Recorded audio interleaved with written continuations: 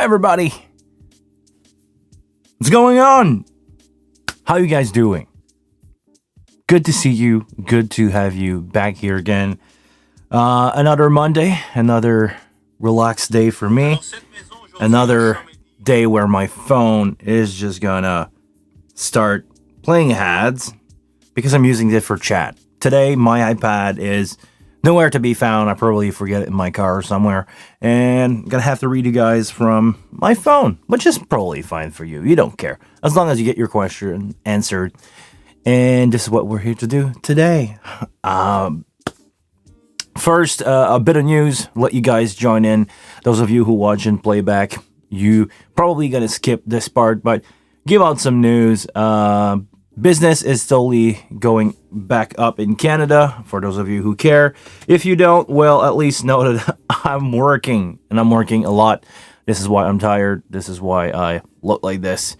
This is why, actually, between you and me. Between you and me. No. I look at some of the video on the channel. Wow, since the last year, I look older. I don't know if it's COVID. I don't know if it's coffee. I don't know what's doing this, but just me looking at some of the video, I'm getting old. I feel old. Anyhow, news about the console. Well, again, I must report not much is happening. A lot of you guys are starting to request firmware update. Well, as of now, I don't hear about it. Not that they stopped working on the product. They still do. But there's so much happening over at Music Tribe from what I understand, because I'm an outsider. I don't really have any contact inside that tell me how things are going, but I know they are at work, working on a lot of stuff. The wing is there. I see a lot of posts from Behringer about the synth stuff. So if you're a synth guy, leave me a comment below, not in the chat, in the comment section. Leave me a comment so I can know if some of you synth guys are owning a wing or stuff like that. I want to know how big the synth community is on YouTube. I know the guitar community really well because I used to be a guitar player, watcher, all the Rob Chapman and everybody on YouTube. But the console and gear demo guys are a crowd. The synth guy are a crowd. I just want to know who is my crowd, basically. One of my crowd people is Pancho Par. Hey, good to have you around, man. Welcome back to another live stream. Tobias, a member. Hey there. Hi, Tobias. Good to see you again here with us today. If you want to support what I do a little bit, do like Tobias and become a member or a super member. Shameless plug here. If you just want to be a member and support what I do, I think it's $1 or $2 a month. I just grab 60% of that and pile it so I can justify what I'm doing here. And if you want to have a little bit more out of that, think about becoming a super member. Super member will give you access to my setup with my multicam and stuff like that over your favorite video conference application. So Zoom, Facebook, whatever, and we can have a talk. We can help you troubleshoot your stuff, and it's cheaper than just hiring me. If you want to hire me for a private session, I'm asking $25 USD an hour. If you don't want to subscribe at all to the member YouTube stuff, it's up to you. So if you want to support me or if you need one-on-one consultation, I'm there for this. Another person who helped a lot of other people is Patrick Gilles-Maillot. Ladies and gentlemen, if you need software to control your console, I know some people on Facebook this week were talking about doing stuff with the console, recording stuff with the console only, and go from one SD card to the other one and harm tracks in there. Patrick's got a really good software that can do this. I didn't test it myself, but the review that I've read from the people online are really good. Go check out his software, x32ram.com. He's got some really, really cool stuff there to control the wing and the X32 if some X32 users are out there. It's a pleasure for me, Patrick, to give you a mention here. You work your life off to keep it YouTube friendly. You work your off to make good software.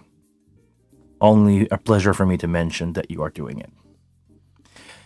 Anybody got a question today? This is why we're here. This is what we should be talking about.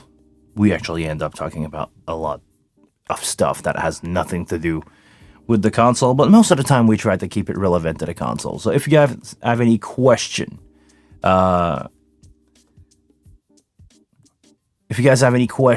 let me know. Like Neil from Scotland. Hey Neil, how's it going? Any question today? The floor is yours. Make sure to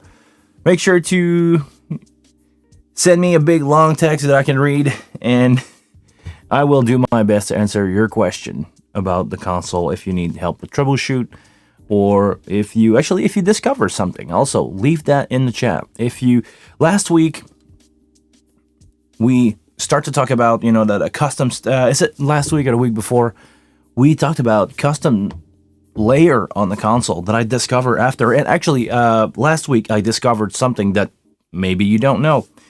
If you go on layer of fader, let's say example 1 through 12, it will show you this view on the console. You've probably seen that before. I discovered if you use the arrow that you can't see right now, if you use the plus or 4 arrow, the plus or minus 4 arrow on the left of the bank of the fader at the bottom, you can actually move your fader away, and you can actually add fader. If you go in the assign button, you can add fader there. So if you wanted to just scroll left and right between your fader, like I actually did last week for my TV shooting that I did, I had my drum on the left, and I was just scrolling when I need to push my drum, and I was back and I had all my fader in front of me. I built like a custom layer, but not. I discovered that and I thought, wow, this is another feature that nobody's going to talk about. So discovery, if you discover stuff like that the developer just forget to talk about, because they made so much cool stuff with the wing. If you find some stuff like that and when you want to share it with the class, feel free to do so. I love learning from you guys. I learn more than I teach here, I would say. Because sometimes I try to do something, I end up on a roadblock, somebody in the chat got the answer or know a workaround, and we together figure it out. And this is the beauty of this community. I want to say thank you to everybody who spent some time here, spent some time on Facebook to answer question. Thank you. How many output can the wing send out? Well, are we talking about physical output, or are we talking about bus or signal? Because this is a tricky question. We don't talk about, actually define what is an output. Because if we're talking about plain output, well, if you have enough stage box, you can go 3x48 out. I don't know what you can send into those, but please, Pancho, let me guide me on where you want to head out with that question, because I'm pretty sure we can have an interesting answer, but this is a bit vague. From Neil, not a question, but on Sunday morning, my wing crashed, went black, and took 4 seconds to reboot. Anybody else experience this? Ooh. You're the first case of a crash that I hear about, like a full-on crash. I want to know one thing. Did the sound stop? Did you lost everything? And how was the power in Scotland that day? Because if it's a thunderstorm, static in the air sometimes interfere with power line, and that could give you just enough of a power drop to shut the power supply down and back up again. If it was a sunny day and nobody tripped on your power cord, I want to know about that, and let me know if it happened again, because it should not. And it's most of the time it's a case of something else going wrong, not the console, because the console usually, if you have a bad power supply and it's just crash, it's not gonna come back like that.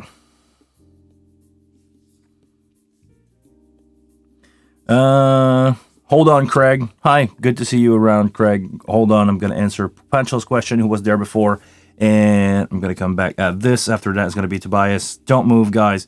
I'm doing my best to read and to answer all of your questions. XLR out to stage box. If you really want to go deep and you want to dive into this, if you want to go XLR out, it could be 48. 3x48 if you have enough stage box to if you buy enough stage box to accommodate all these output, you can go up the 3 AS out plus the local physical XLR out plus the output if you want to convert them to 1/4-inch XLR. That's a lot of output.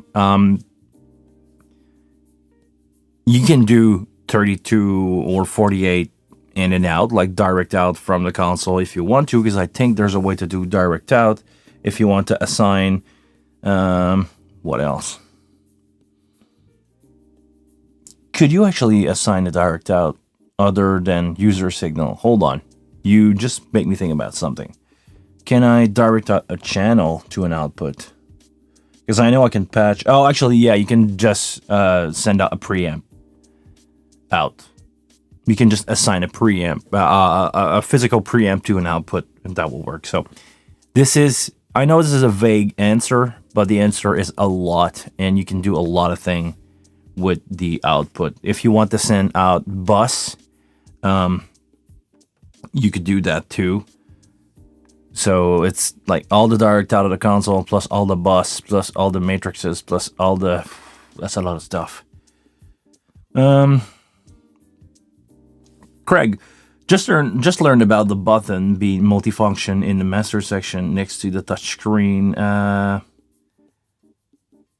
Make that section. What are we talking about? The multifunction. On the right top of the console, the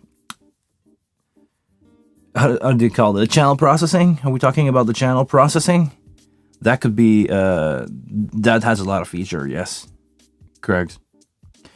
From Tobias, could you explain what the squeeze parameter on the precision limiter is doing? Is it something like knees or threshold in a compressor? Actually, I don't know. This is one of the features that I never really seen before. And we're talking about, actually I have this on my main out so I can show you guys. The squeeze parameter, I don't know what it's doing. And I just never use it. By default, it's off. I never felt like I could do something with it. So maybe if somebody in the chat got the answer for this, but I personally don't know this one, what the squeeze is doing. It just, is it harder? Is it just let more stuff go through? Because right now, okay, hey. Headman, good to see you, man. Is it doing anything different for you guys? Because to me, it doesn't. Well, it sounds a little brighter. It sounds a little more distorted. Yeah, it definitely sounds more distorted. Hey. I hear a little bit of distortion, but hey. I'm gonna try to go harder. Let's apologize. Turn your volume down if you don't want to. Turn your volume down if you don't want to get blown, but hey. I'm going extreme now. I don't know how well you can see this. For some reason, my camera here doesn't like the precision limiter, but I'm going for like a lot of distortion. Tell me if it sounds distorted at your end, because in my headphone it actually does. I can actually turn it down a little bit. Hey, yeah, it's still distorted. So maybe it's there to give you the false impression of being loud. Loudness sometimes is can be perceived as distortion, or distortion can be perceived as loudness. So maybe it's just there to distort it up a little bit. It's gonna add harmonics in the higher frequencies, gonna make your mix sound a little brighter, a little more squeeze. I'm sorry, I don't know, man. But so far, what I've seen now, hold on, let me turn down my setting to where it was before, something like that. From what I understand of listening to it, this is not something that I really want to add to my mix overall. Most of the time, I go for the as clean as possible of a signal. So I would not know. I would not know how to use it. What are the use case for this? I just leave it at 0 and don't bother. I don't let that stop me to use the console or the limiter. From Neil, power is rock solid in running the latest firmware. This is really strange. I never heard of, I heard of some power supply going bad, but I never heard of just a reset like that.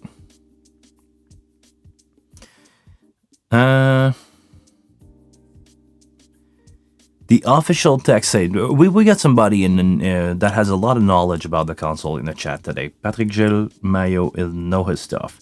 The official text says, with 374 input and output, a lot of digital connection is required. When required, 3 AES Super Mac, blah, blah, blah. So to answer your question, Pancho, 374 is probably what you're looking at, but that's probably counting the Dante card option internal that you're not supposed to have pretty much now. The USB out, the local, but still, I mean,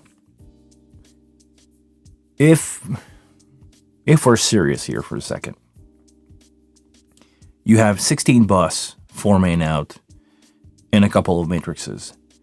Once you go over that, once you need more than 16 stereo bus, so that's 32 output, 8 main out, so 8 physical XLR main out to do your delay or different mix, and you send that into matrices. 8 matrices, so that's 16 plus 32 plus 8. Yeah, like Patrick said, everything. Dante, local, stage box. But seriously, once you reach that point, where you use all the bus, all the main out, all the matrices, some direct out, some, you probably need a different console. Nothing against the wing, it can do it, but if you maxed out your wing, input-wise and bus send-wise, and actually you probably need 2, and divide the job between a front of house engineer that is not going to need 16 bus to deal with in-ear monitor and live feed and doing, a lot of things from the same console. Get to, or go in the big league, go in the Pro X. I know it's a lot more money, but if you max it out, it's time for you to move there. Question from Herman. How's the Dante timeline of the channel going? Since this week, I'm more interested and we're considering buying some Dante enable speaker.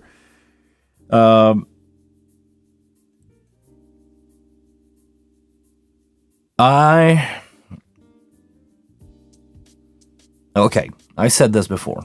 I don't suggest you to put in your Dante card in your console. I did. Guilty. I void my warranty.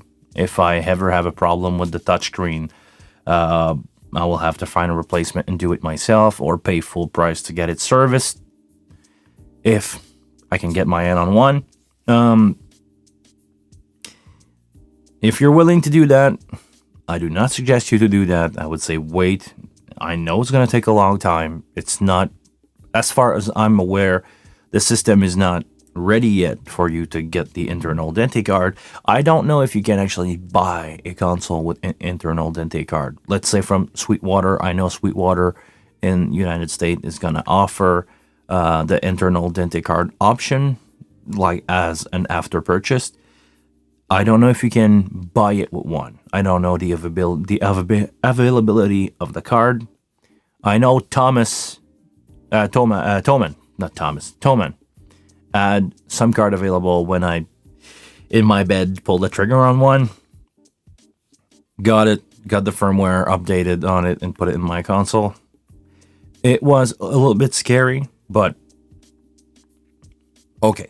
Now that I've warned you about that, it's working fine so far. I would say, man, if you want to buy a PA that has Dante built in, I would say do it. It's a really good option for sure. You're not going to convert twice the signal because nowadays every brand new speaker is digital process. So even if you send in a analog XLR, it's going to be converted, go into the DSP, the signal processor inside the speaker, because the speaker now has a computer in it. That's going to go to the amp digitally, and it's going to be converted back to analog at the output of the amp. So you're going to save on analog to digital conversion a couple of times there, because it's going to go analog from the microphone into your stage box or the back of the console. It's gonna still be digital all the way until it reaches the output of the power amp. I would do it.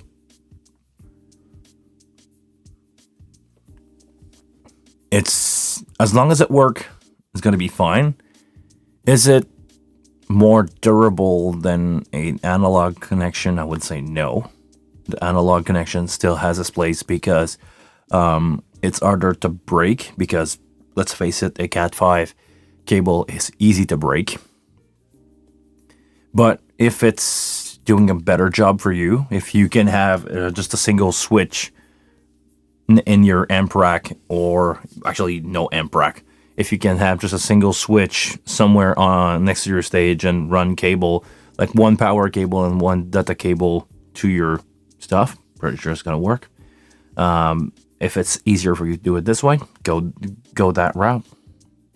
Ralph, one of the longest time viewer here, has got the answer for Tobias. Just Google precision limiter, and there's a few video on YouTube about that explained it. Okay, well, I'm gonna take a look at that too when I have time to do it. So if I didn't, please remind me to do that next week, please, Ralph. Or actually, somebody want to laugh at me and send me an email so I can look at these damn video myself. I just forget. I have so much on my plate, guys. You have no idea. Any experience with the DZR series from Yamaha? I think so. I think is that the DZR or DZR? I need to Google that. Hold on. Come on, you deserve. Hold on. Do it with me. Do it the same. DZR Yamaha. Just want to know what we're talking about. Okay. It seems to be like permanent installation stuff more than the rock and roll series stuff, right? The spec says it's powerful. It has a wide coverage. I'm just looking at the Yamaha website right now.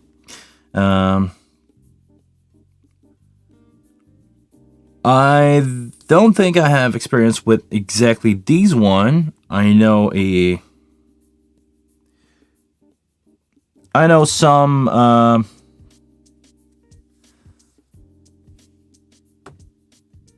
I know some speaker from Yamaha sound really good in the new venue that I just signed as a technical director at. Those are the small series that looks like the K-Ray, and they were tuned so well.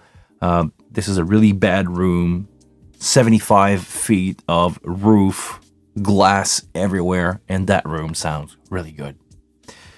So is it more a tuning job of the system than the speaker itself? I know it's always a balance between both, but if that's the top of the line with the optional Dante, I mean, Yamaha doesn't do really bad product. I don't know how it competes with like the JBL SRX series, but at this point, actually, it's up to you to decide. I had a conversation with another engineer the other day, and he was like, "Oh, I prefer the Yamaha, or I prefer the another kind of PA, L acoustic, Mayer, name it.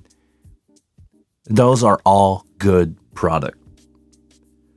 You may prefer something else, but those are all good product. I would say the Yamaha, I don't know how expensive they are versus the SRX from JBL. If it's the same price, roughly the same price, with roughly the same option, I would say it will probably be in the same ballpark sound-wise. I mean, it's probably going to be the same, but they will have different sound.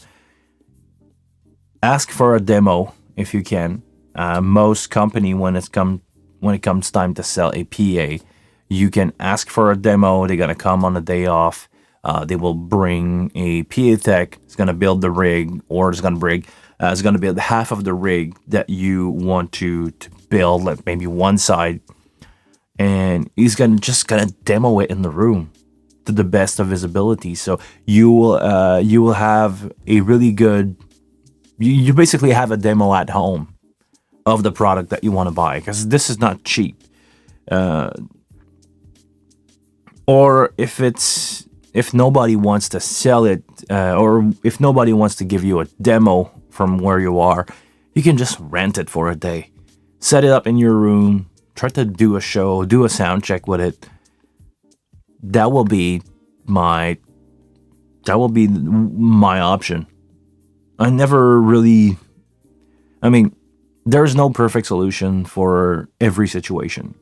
Some PA will react better in different room. Some design will work better with different physical placement in a room of a PA. Actually, another venue that I work at, we have an XO PA in there. The GOS 12. Really good PA, but it doesn't suit that room really well. I would be better with an old art kit from L Acoustic, just because of the placement in the PA. The placement of the PA and the coverage. So it's a case. It's a different. It's a case per case scenario here. That will be my recommendation. Try it. If you can't try it, rent it for a day. It's cheaper than buying. And if I think you got some connection with JBL, you can probably get a demo unit of the SRX, and maybe the SRX will be better suited for your room. Sometimes, the color of the PA with the color of the room just fit. It's not rocket science. It's EQ curve and frequency response of a room and a PA. I would give that a try. Anybody else got any other question or topic or stuff that he discovered that he wanted to share with everybody? I'm sure I've ranted enough about PA for now, and we can move on to a different subject. If you guys want to talk about something else.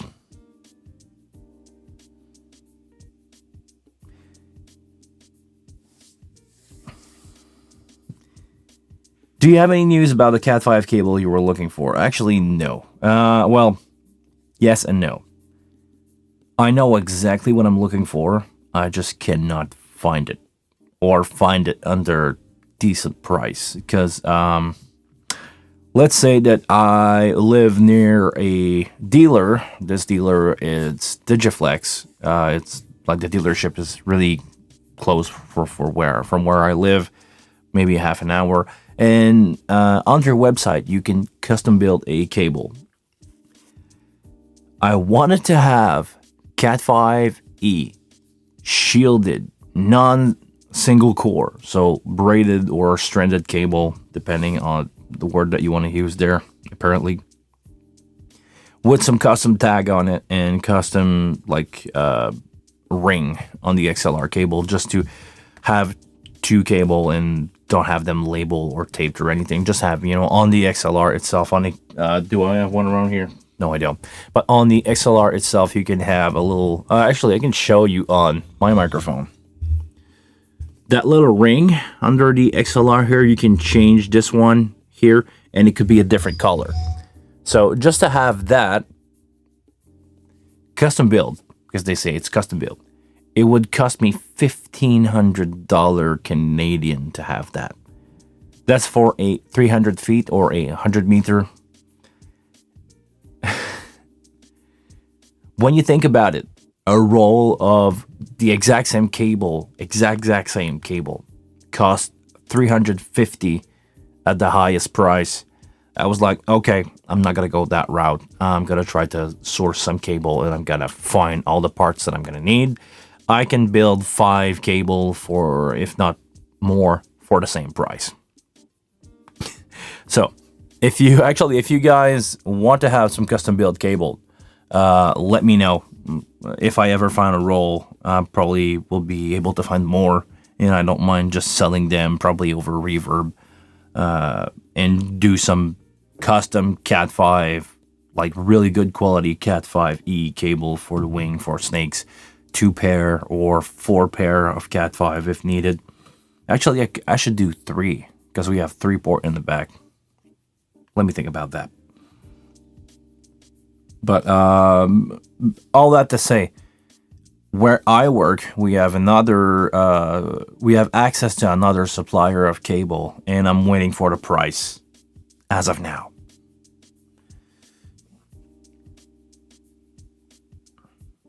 It's probably going to come in later today. Actually, you have to go there after the live stream.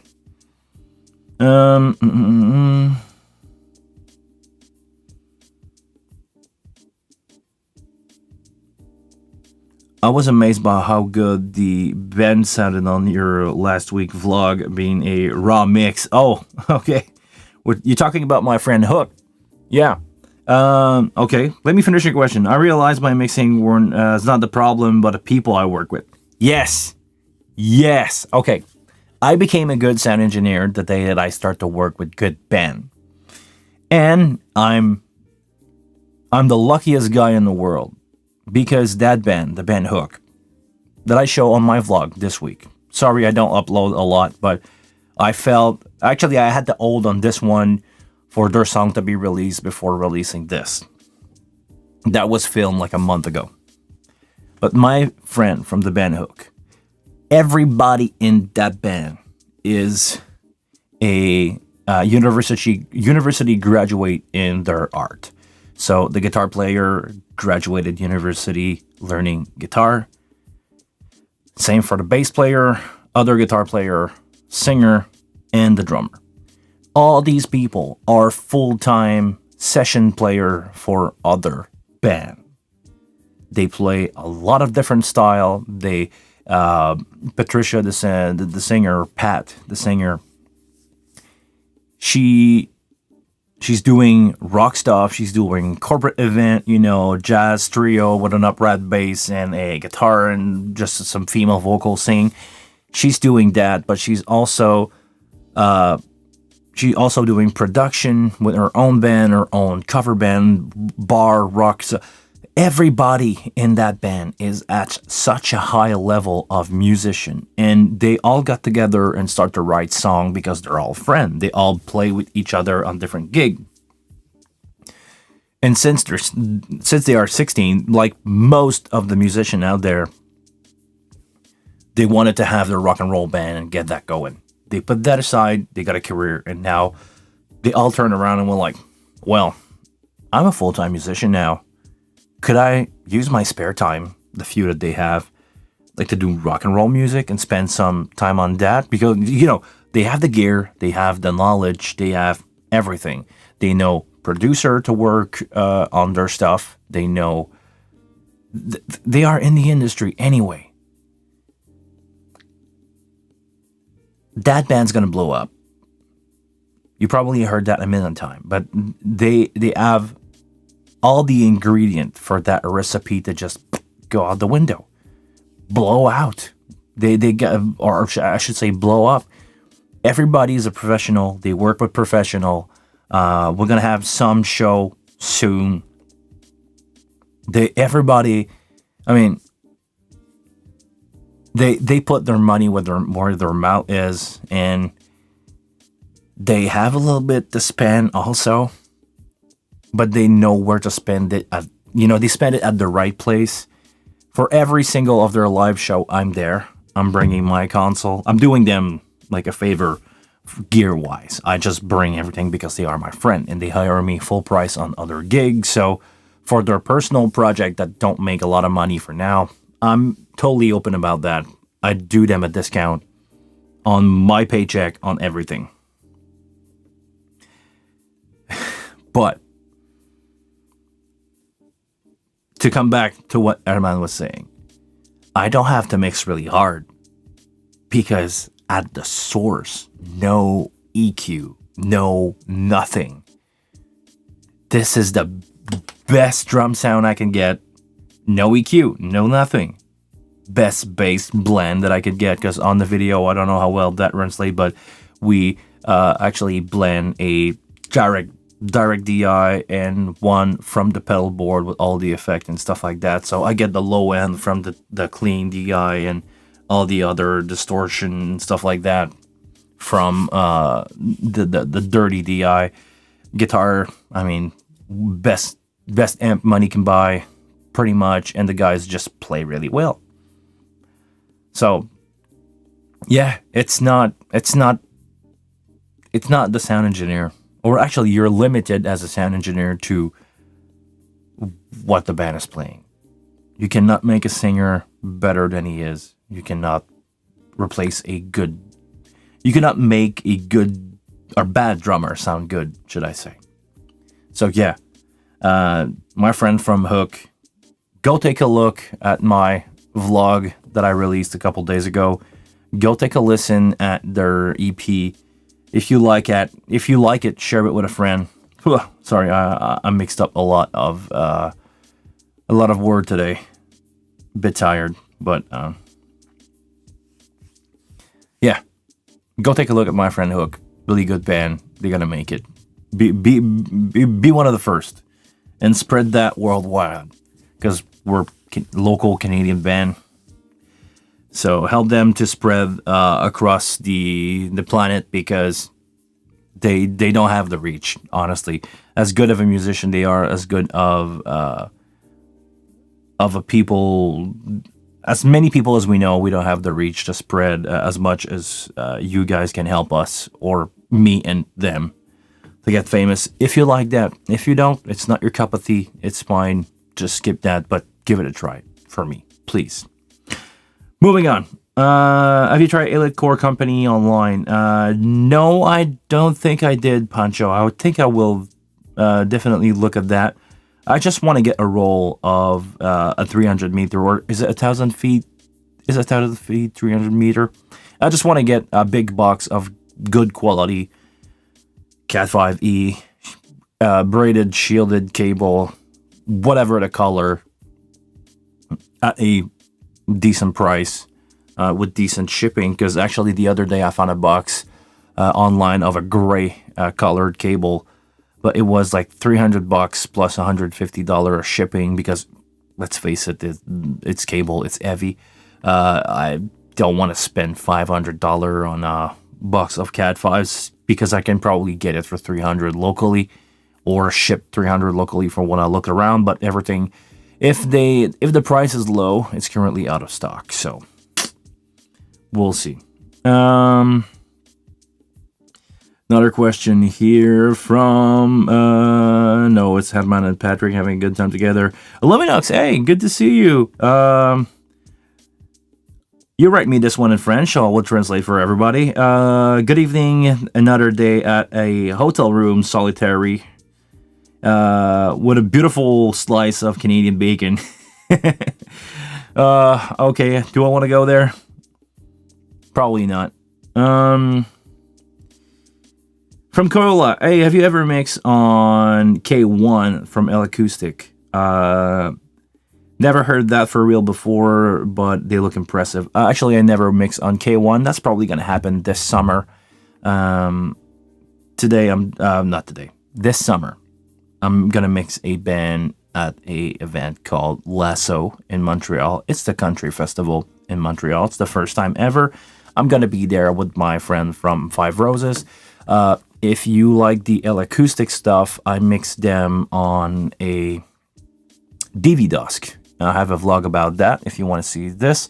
And the PA is probably going to be K1 or K2 or K3 or a mix of those or something that I am. So I'm expecting K1 to be there. So please go take a look at the vlog. And if not, wait for a vlog. I'm probably going to vlog that day. It's going to be impressive. I'm going to try to have somebody actually follow me around with a camera that day. If I'm double booked that day, and I'm going to try to do both show. It's going to be sports for sure, because one of the band, actually Five Roses, is an opening band for sure on a festival where we have big headliner. We're going to play in the afternoon. I have an evening set at a wedding the same day. I can probably hire somebody to help me make that happen, but I'm probably going to do 2 shows in one day with 2 different bands at 2 different cities. Close by, like maybe in half an hour of travel in between. But this is what I will try to understand. This is what I will try to do if I can make it. Sorry, I didn't understand what you wanted. I did understand that you wanted strained cable, not solid.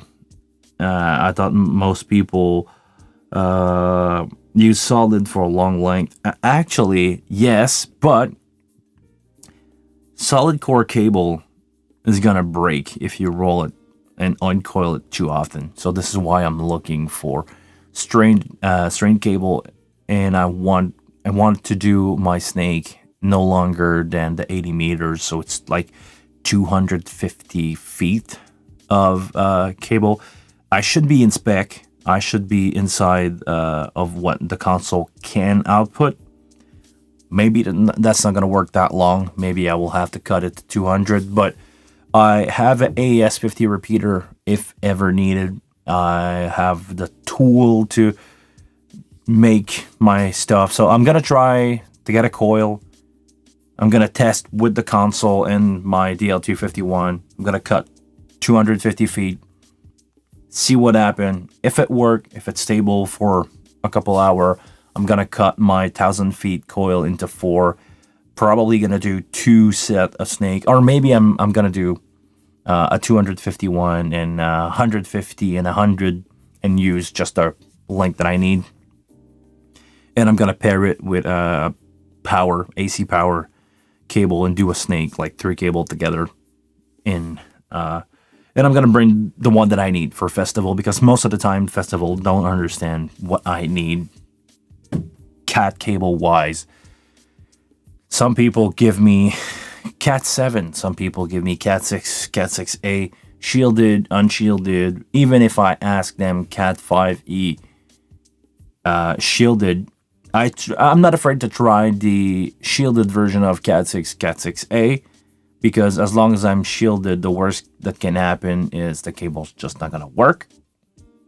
But even if I raise a flag and wave it around, say, hey, this is what I need, please provide me what I need, most of the company don't. So I'm just going to build myself a snake and use it when I need it, because I don't want to break my stuff, because I don't want to lose time. I don't want to just scrap a show because my console is dropping in and out during an event.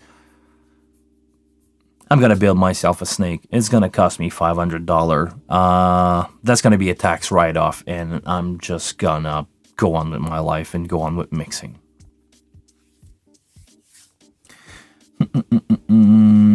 I'm from Rick. How do you send your effects to the stream? Okay. What I'm doing right now is I'm using my main out to stream.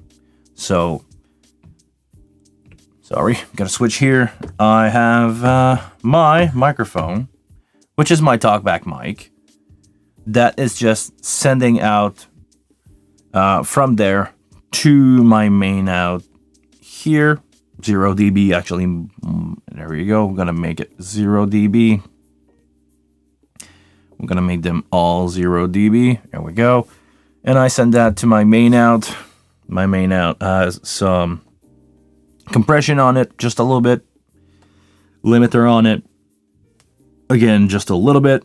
And using the audio output, I'm using my console as a 2-in 2-out interface for live stream. And I just send my main out of USB 1 and 2. And I send that into OBS. OBS is sending it to your place, and you listening to me. This is the process behind what I'm doing. This is the processing behind, and all my effects and stuff are built so I can get a really loud stream. My vocal mic here, my Bayer Dynamic MC840 is in the channel strip. Hold on, let me show you. In the channel strip, I have a expander that removes the background noise. This is basically the background noise that I have. My expander is removing the background noise, but source extractor. Removing that. A little bit of EQ. My room is not perfect. I have some notch on the EQ that I need to do because I'm speaking. Actually, I'm speaking facing a diffuser, light diffuser, and a camera. And even if behind me the wall is not straight and I have acoustic panel everywhere, just the fact that I'm speaking into my diffuser, sound bouncing back, I'm just EQing that out. No stressor, compressing just a little bit. I can actually compress it just a little more. So when I go loud, it's just gonna, hey, calm me down. And that is also getting compressed as a whole on the main out with this compressor. And to make sure that I can get decent level to send out to the internet, I just send out into my limiter. I send out at minus 0.25 dB, so that's almost clipping 0 dB without touching it. And I can boost my final signal after the compressor by 10.5 dB just to bring it up so it's loud at your place. I hope that answered your question. From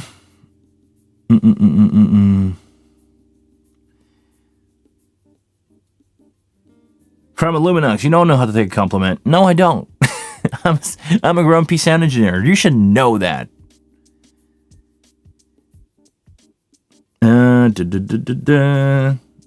Just tried to make me smile. I don't smile. You don't. Yeah, forget about that. I don't smile. Come on. Why should I smile?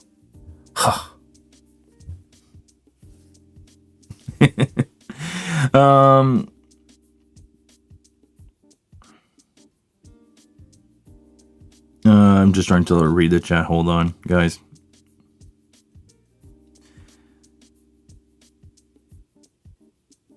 They seem to be the new trend. I see acoustic everywhere. Actually, I've been mixing on acoustics for 15 years.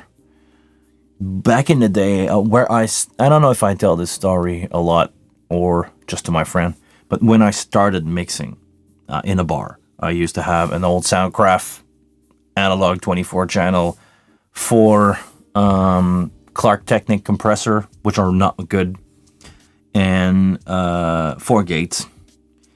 All of that into a really well time aligned and tuned L acoustic.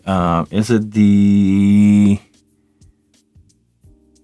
It's a coaxial monitor. Those are sold as monitor, not as front of house PA. But somebody rigged those NX12 and X12 in a bar.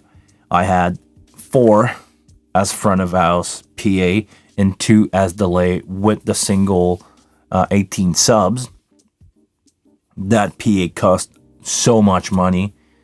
They cheap out on the amp. We had to use the MC2 amp instead of the LA4, which is the amp that you should have with those speaker. Everything was run passive. Those speaker are active or could be active, but I've mixed into that PA for a year, and I had decently good band, not a lot of experience, but a really good PA. So I was getting away with pretty much everything in that place, and this is where I start to mix. But when I say starting to mix, I'm talking about 2007, 8. I was doing this full time. Actually, I never had any other job than doing sound for a living. Didn't make a lot of money, but I was doing that full time. And this is where I basically cut my teeth learning to mix with decent PA and decent band, because I had some cover band, and some of those cover band were gigging musicians that are now my friend. Long story short, this is how I met a lot of people in the industry, being as a sound guy at a local bar, seeing a lot of bands, seeing a lot of the same player coming back with a band, a different band. And actually one day they end up, hey, are you available next weekend? Because we're going at that place and we know the local sound guy is terrible. He spent his time at the bar drinking instead of mixing. So we would like to hire you so you can, take care of our sound instead of just having somebody who's not doing his job. This is how I got going, and this is how I first met El Acoustic. After that, I spent a lot of time touring around with Ben. El Acoustic, we in Quebec here, where I am based, we have a lot of V-Dusk, DV-Dusk, single 18, double 18, SB 218, El Acoustics, but there's only a few places that move the same PA around. But yeah, I done a couple mix on that. Actually, it's not called the M Telus venue in Montreal, but the Metropolis used to be called. There's another. Is it the DV Dusk or the V Dusk? I think the bigger one is the V Dusk. Yeah, the V Dusk. They have V Dusk PA there, where I've mixed there a couple times too. They're around. They're around here. They're not new, actually, not at all. But El Acoustic always made good quality PA. This is how they got so big, and this is how they are one of the leading company in PA with Mayer, and I must include JBL because they made good kit, but now they don't try to compete with, as far as I know, they don't try to compete with Mayer and El Acoustic in those really, really high-end arena PA. So, yeah, they've been around. They're not new. Luminux, if you are doing Dante, why not use fiber? Then long distance is not a concert. Actually, two things, because I don't have a Dante stage box, and because asking for fiber here in Quebec, not happening. I'm not gonna buy fiber myself to get it broken by somebody else, and requesting fiber in a festival is like no go. The answer is gonna be from the festival. Who are you to request fiber? I know that's gonna happen, so I'm just gonna buy my own snake. I'm gonna buy peace. I'm gonna buy peace of mind. Just buy my own snake, bring it in, bring it out. I know it's working. If one of my cable go down, I know I need to fix it. I know how to fix it. I'm just gonna buy it and be done with it. It's tax write-off. I appreciate your help. I've watched most of your video and I've learned a lot from it. Thank you very much, Rick. Thanks for watching. Actually, everybody who was here today, thank you very much. I appreciate that you take time of your day to watch this stuff, and I hope you learned something. Hey, Chris White. Hey, Guillaume, how are you? Good. Tired, busy, good. Thanks for asking, Chris. From Craig, have you mixed on any RCF rig? Yes, I do. Where I work, or used to, or before pandemic, I was going out a lot with a HDL 20 from RCF. Really decent PA, a little bit bright. I used to turn down some 4 and 8K. No, Liminux, not smiling. But seriously, RCF, really good bang for the bucks PA. I didn't try their new one, the HDL 28 and the HDL 50. Those are some of the bigger boy self-powered PA, because it just never happened. Even if the dealer is, again, really close for me, and it's the same dealer here that sells Behringer product that sell RCF, but I never got anything other than the small boxes, the 112 and a horn and the HDL 20. Fine PA. Actually, no, I mixed once on HDL 28, and it was fine. It was same ballpark as the HDL 20, a little bit bright, but this is how those sound systems sell, because they have definition. A little bit bright, but usually really good. From Quilla G, what's your favorite line array to mix on? The answer is gonna surprise you, and it's gonna please Hedman. I'm a huge fan of the Vertec, the 15-inch one. 2 15-inch driver with a tweeter in the middle. It's not the highest definition one. It's not the lightest PA to bring around. Most of those boxes are really old right now. Some of them are not in good shape.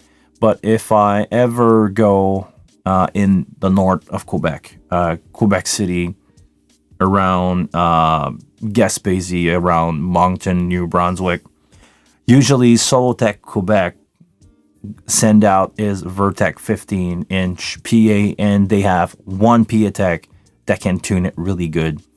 This is how I get the best rock and roll mix. I surprised myself with that PA, how good my band could sound. So,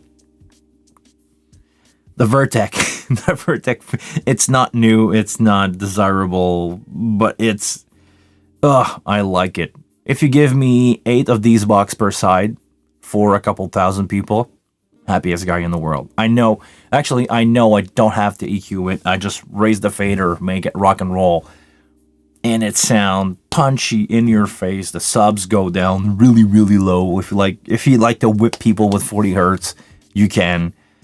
Yeah. Favorite PA, old Vertec stuff from JBL. Okay, Luminux, now I was smiling. I give it to you.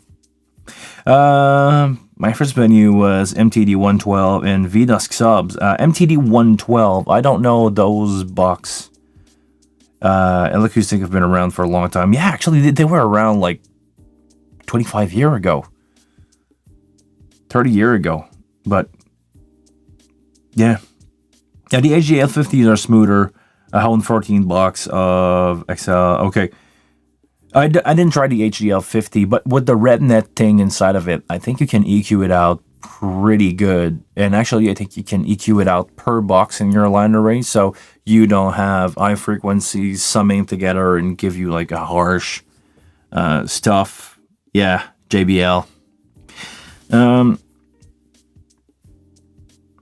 Curiosos Audio Pro, greetings from Colombia. Hey, greetings from Montreal, Canada.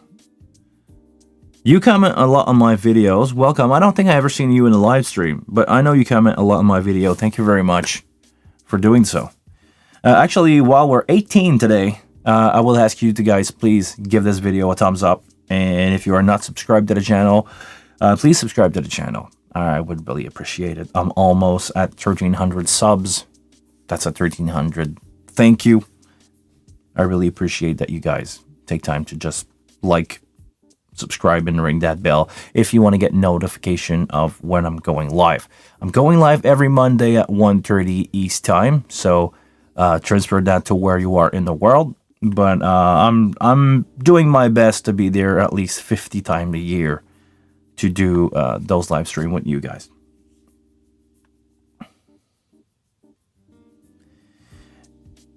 I was wondering, do you have a favorite brand model for wireless mic and IEM? If yes, why? Okay.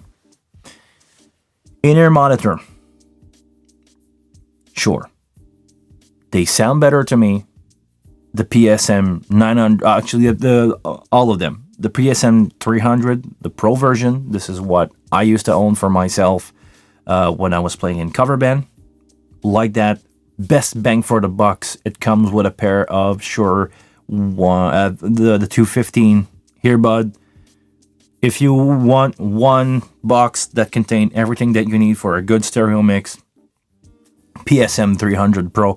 Actually, I'm gonna buy 3 of those as soon as they are available at the end of May for my personal rig that I'm gonna bring around with band. I was never really happy with Sennheiser because they are pretty much the only other unit that you can compare them with. I don't know a lot of other in-ear monitor company for transmitter and receiver. Earbuds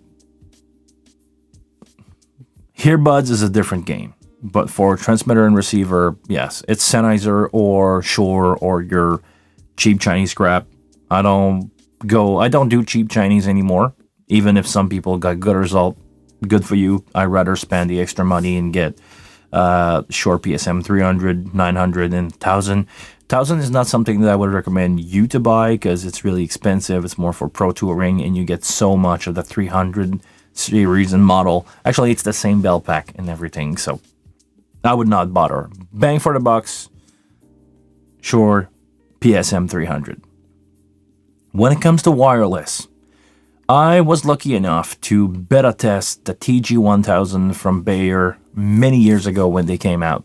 The feature that they give back then, okay, let me recap that. The TG1000 from Bayer Dynamic. Did I say Behringer? The TG1000 from Bayer Dynamic was one of the first unit that you could just go on a web interface, look at the status of your device. Meaning, if you plug your device into a router, you didn't need any special software. You just needed to connect to the IP of your device. You give the device an IP, press connect, and you were 100% in control of the unit if you had the password. But feature-wise, I like all the feature that they had. Sound-wise, it was the right microphone for my artist. Some people, it's a 58 that work, use a 58. Some people, it's a 935 that work, use a 935. To my artist, it was a V56 from Bayer. This is what we use, and the wireless system was decent enough, and the feature was high quality. I loved it. So why? I like my wireless to work. I like my wireless to sound good. It's pretty much what you need to care about. Have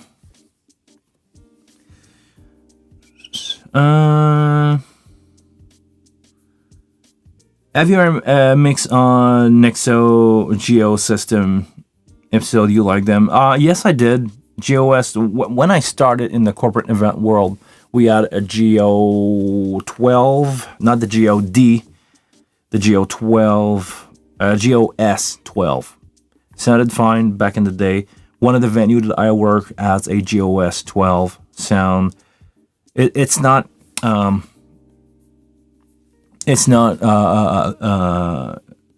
revolutionary kit, but the room that we're using this PA is not the best one. The PA is not designed for that room.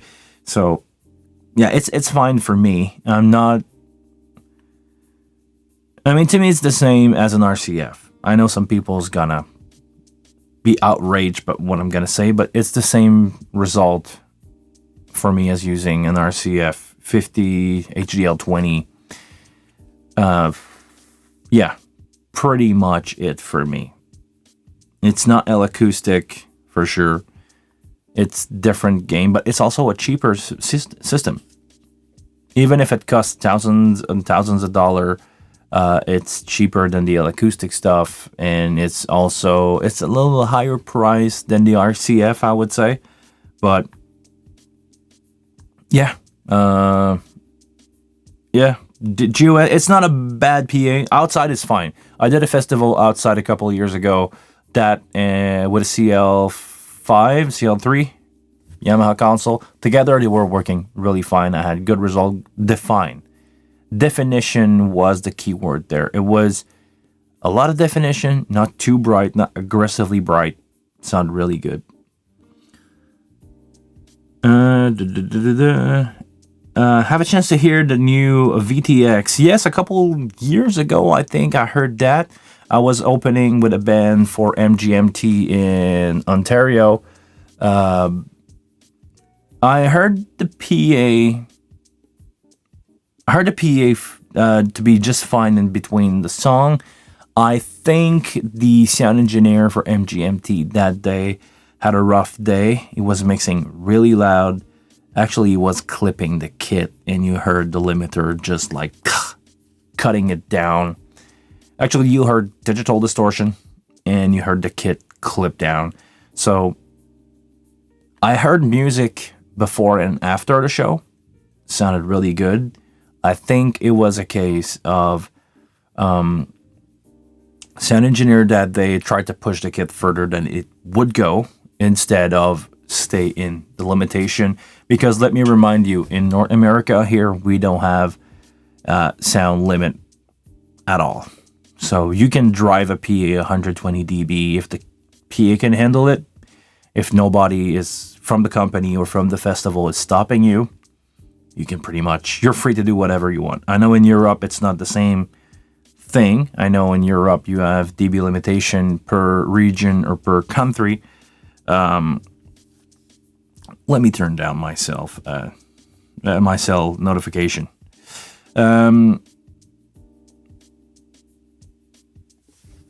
So yeah, the VTX had a rough day that day, but I want to try it myself. Before saying anything on it, I want to try it myself, but I think it was a good box. How does it compare to other stuff?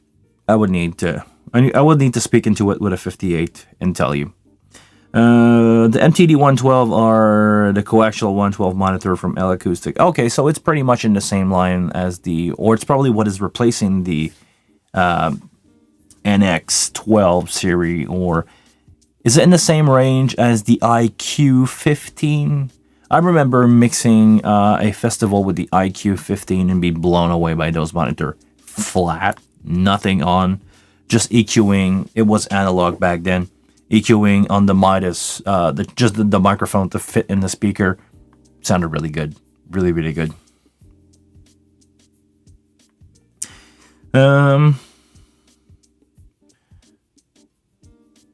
I have a fader knob missing on my wing after a gig. Do you know how I can get a replacement? I would say open a ticket with Music Tribe, because I don't know if parts are available from reseller like, Thomann, Sweetwater, or Amazon, wherever you are in the world.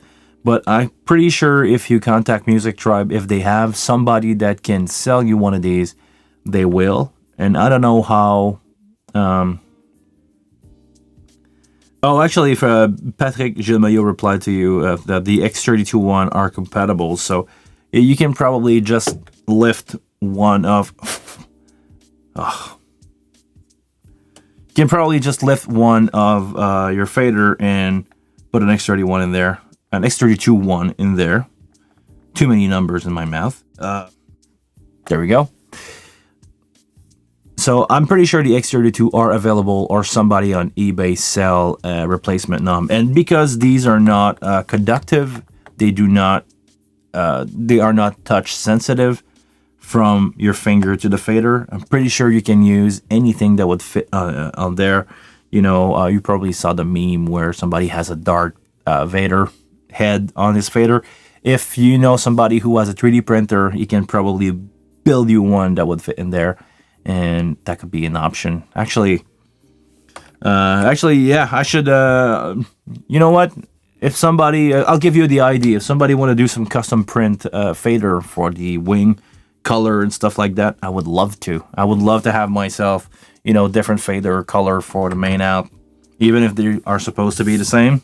I'm missing the old day where, actually, like I was saying before, in the bar where I mix on the Soundcraft GDB8 24 input console, the group and the master were a different color fader, and I was moving around those little cap so I could have my lead guitar and my lead vocal a different color. So even if it was dark, they looked different on the console. I knew exactly where they were without looking at the tape in front of me, because back in the day we had to use a Sharpie and tape to write down our input, because analog has no layer channel. We're not moving around. But yeah, definitely something that I miss. So if anybody got a 3D printer and want to run away with my idea of printing some fader for the console, do it. Send me some knobs, send me some colorful one, and run away with the idea. Actually, Patrick said that the X32 fader knobs available for most shops. So Tillman, Bax Shop, I would not know those guys. Amazon, AliExpress usually have a wide range of fader knob. Probably, I'm pretty sure it's gonna fit, because let's face it, it's just a fader knob with a crack in the middle. It's just a piece of plastic.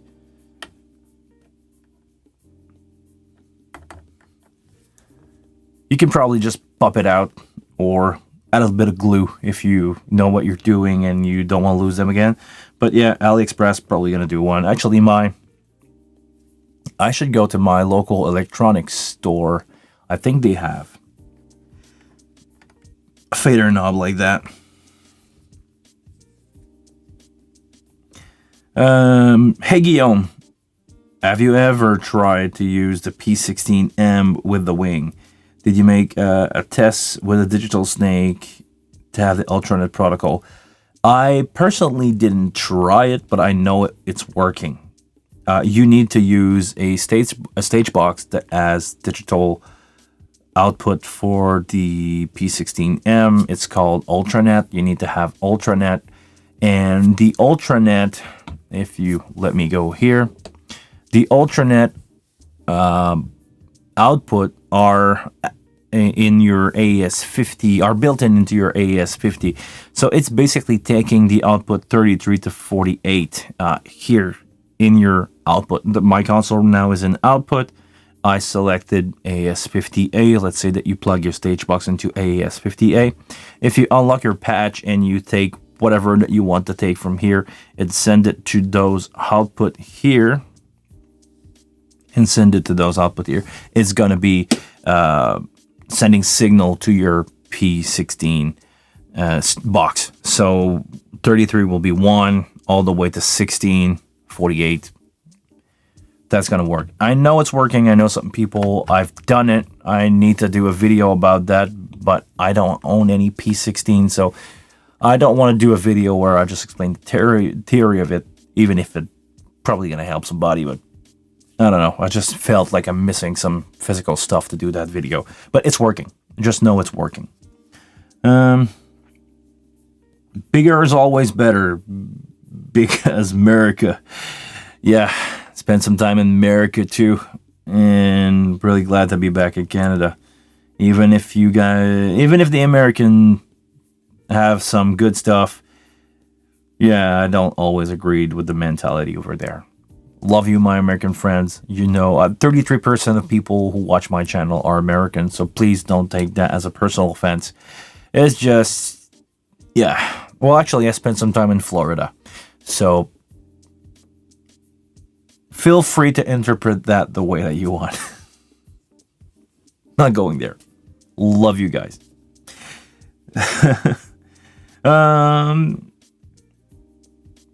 Maybe this is one of my broadcast-specific questions, but do you ever mix for loudness KLFS instead of raw volume? And if you do, what meter do you use? Actually, I took a look at LUFS metering before, not LKFS, LUFS metering. When I was doing the live stream with a band called Rafi, we had a Pro Tool session there running stuff in real time. We had real analog gear. I'm talking about Neve API preamp into real 1176 and LA2A and Neve compressor.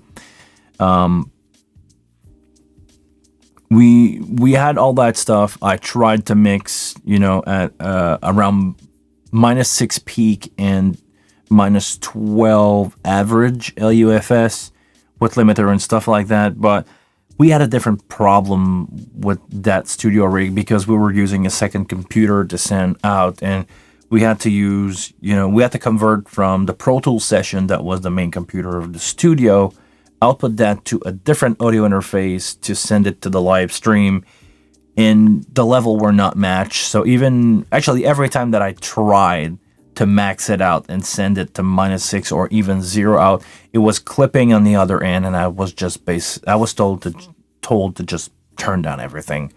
And because it was not my personal setup, I jumped on the wagon a year after they started doing their stream. Everything was working for them. They were happy with it, and I just let it go that way. I was not there to force my mentality over their setup. I just let it run. So I experiment with that a little bit. I didn't push it as far as I could, but usually, you know what? I'll be honest and say that live stream for me are pretty much done. Life is back on track. I'm doing so many live show.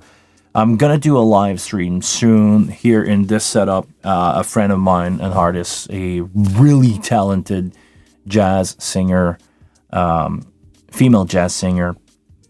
She's gonna do a EP released live session. She basically gonna be with a Ableton session, an acoustic guitar player, and her in my setup here. I'm gonna move my console, turn it around, and leave the camera where they are. I'm gonna set them up here, and I'm just gonna broadcast. But that's probably gonna be my last broadcast or last live event for a long time, because it's not for me. I'm really good at mixing for the PA, for what I have from the stage, frequency wise and volume wise, and make that fit with the PA. Or if I'm live, I'm mixing for the PA. I'm not mixing for live stream, and mixing for live stream is a totally different game. I'm not trained for that. I've spent my life trying to make small speakers sound big. This is what I do, and that theory doesn't work with live stream at all.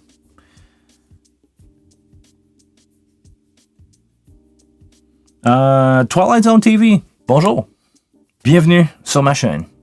A lot of French people today.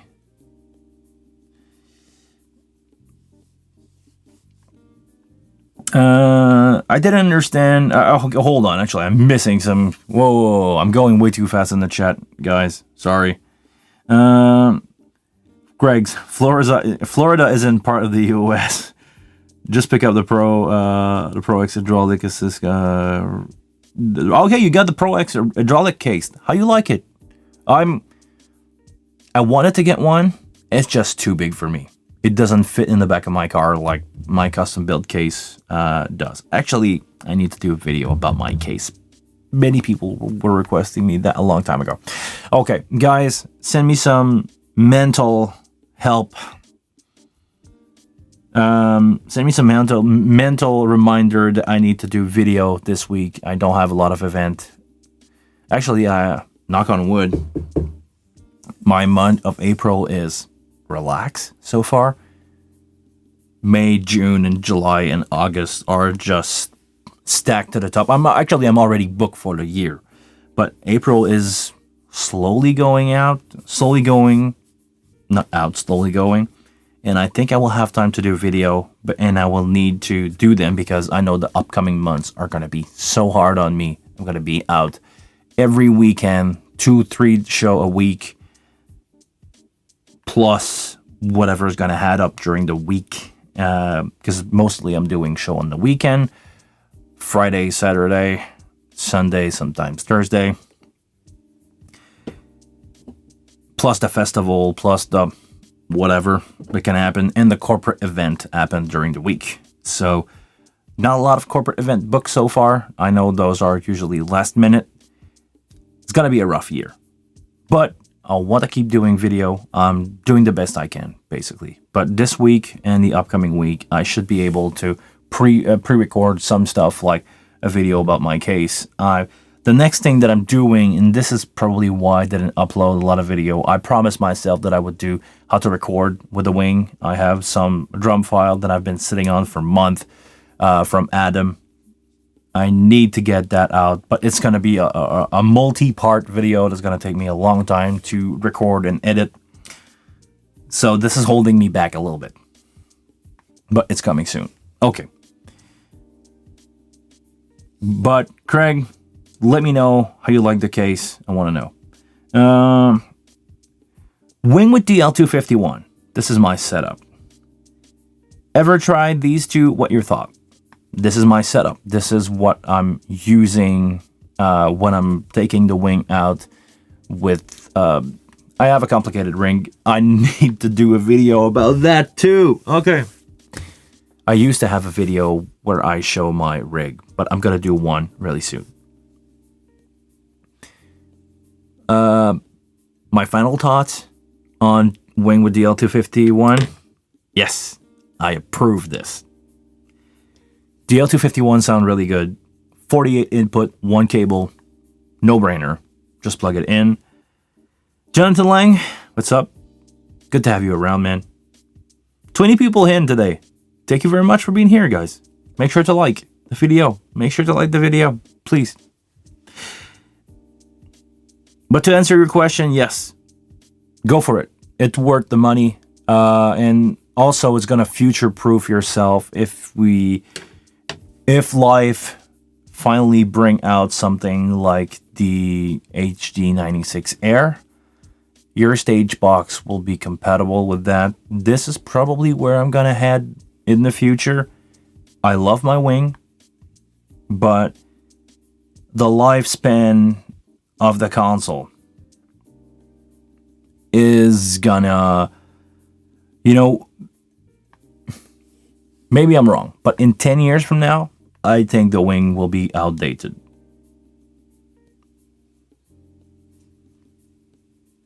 We'll see. My professor of wing. Okay. Hi. How's it going? Any question? This is why I'm here today.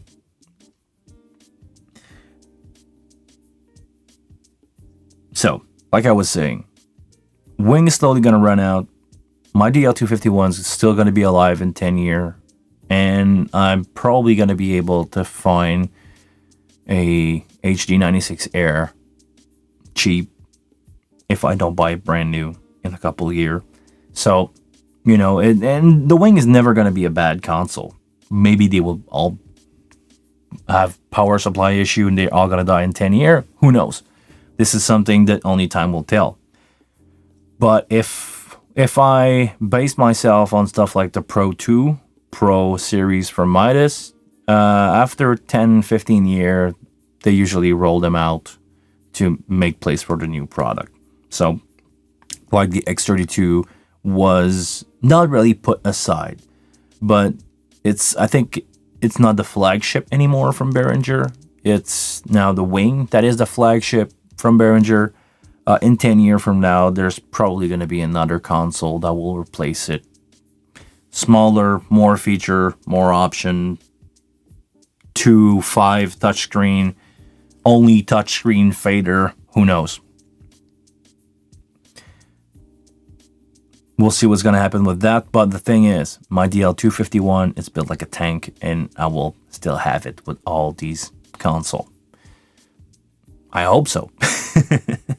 We'll see what happens with that.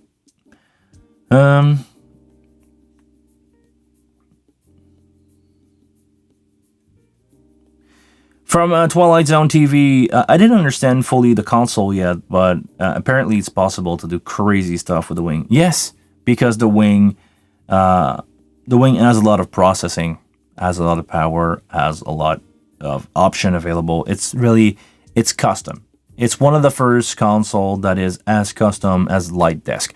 For those of you who don't know, most of the Light Desk out there, I'm not talking about the cheap 8 fader one, that fit on your table. I'm talking about the real one. Most of them are just empty computer with control surface that you design your own design in the console. You basically build your own console. We're heading that way with the wing, where it's one step that way. Everything could be custom on your channel strip. Those of you who own a wing, like I do, that you can select the gate that you want, the EQ that you want, the compressor that you want. All of that stuff is custom, but eventually we're probably going to go one step further in the chain where you will have processing block in your signal chain that you can assign or not. Let's say, like on a USB return for a computer, you can just have nothing in there. Keep that processing available for bigger plugin that take more power on different channel strip, and it's going to be full on and custom. You won't be locked into a frame like we're doing now. Because now, even if everything is customable in the chain, you can change the order of the chain, but you're not 100% flexible with those console. Stuff that is a little bit that way is the wave stuff, from what I understand. So maybe in the future, everything's going to go closer to the wave. How do you call those? The evolution, the emotion console? I don't remember. One of those name for the console. We're heading out that way, where you can just custom build your own channel strip in console and bus and how you send to your bus, how you send to your matrix. It's going to move on that way in the future. We'll see.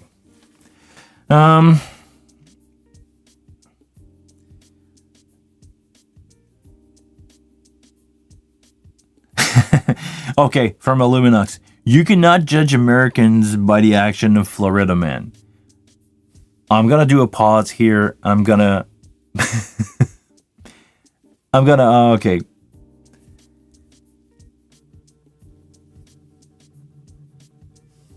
Actually, whoa, hold on. What's happening there? My friend Simon doesn't know that we're live. And for some reason, sorry, I'm live. Hey Simon, if you're watching, I'm live streaming. It's Monday. You should know that. Okay, Florida Man. A friend of mine teach me a really funny thing that you can do. If you want to be disappointed, go into Google, type your birthday, and type Florida Man after it. Every single day, since ever, some Florida man did something stupid that made the headline news that day. And it says, Florida man did whatever. So if you want to have a good time, take 5 minutes and Google your birthday with Florida man. And actually, if you find something that is family friendly that you can leave it in the chat. I'm really curious to know what you guys found out. Sorry, I'm just catching up with the chat here.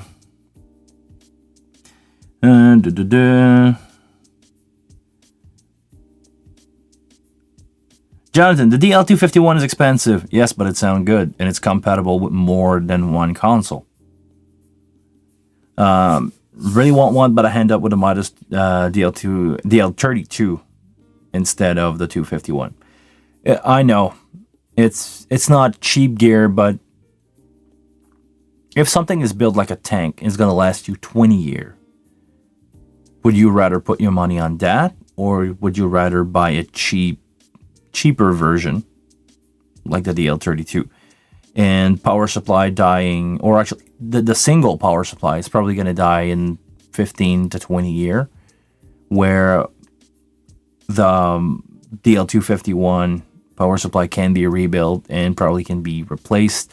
Replace unit are available for those power supply, and you have two in it. It's a different, it's a different game of stage box. The DL251 has redundancy for power. just the way that everything is built on this thing, it's made to be out on the road and take a beating and still work. DL250, DL32 versus the 251. DL32 is probably built with good but not as good of a component inside of it. Locking mechanism on the XLR are good but not probably as good. Are they using Nutrix? Let me know, guys. Is the DL32 using Nutrix connector, or it's the in-house version of those locking connector? You know, all those detail at the end of the day is the reason why a DL32 is cheaper than 251. For the same amount of money, are you better buying off 2 DL32? It's your call. The console can take it, so it's your call at that point. I personally bought the best thing that I could buy for these console and just forget about it and know it's gonna work. Even if I'm suffering a power supply failure, I still have another one that's probably not gonna fail. Actually, I should run my show with only one power supply instead of using 2 at the same time.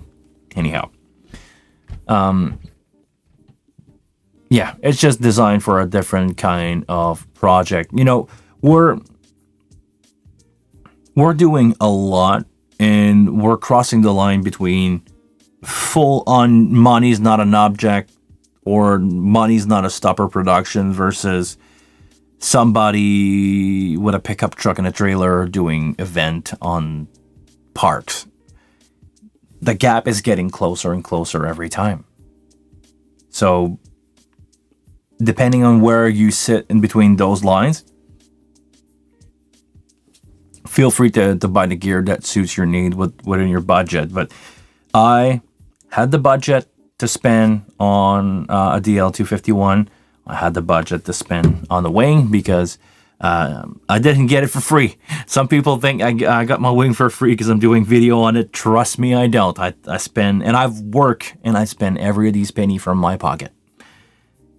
I got a good deal on it because I know some people in the industry, but I paid it. And I paid it probably a higher price than you think I paid for it. Actually, I don't know if they are cheaper now. I think they are cheaper now. Pay the really expensive price for it when it came out in February 2020 that those arrived in Montreal. So, yeah.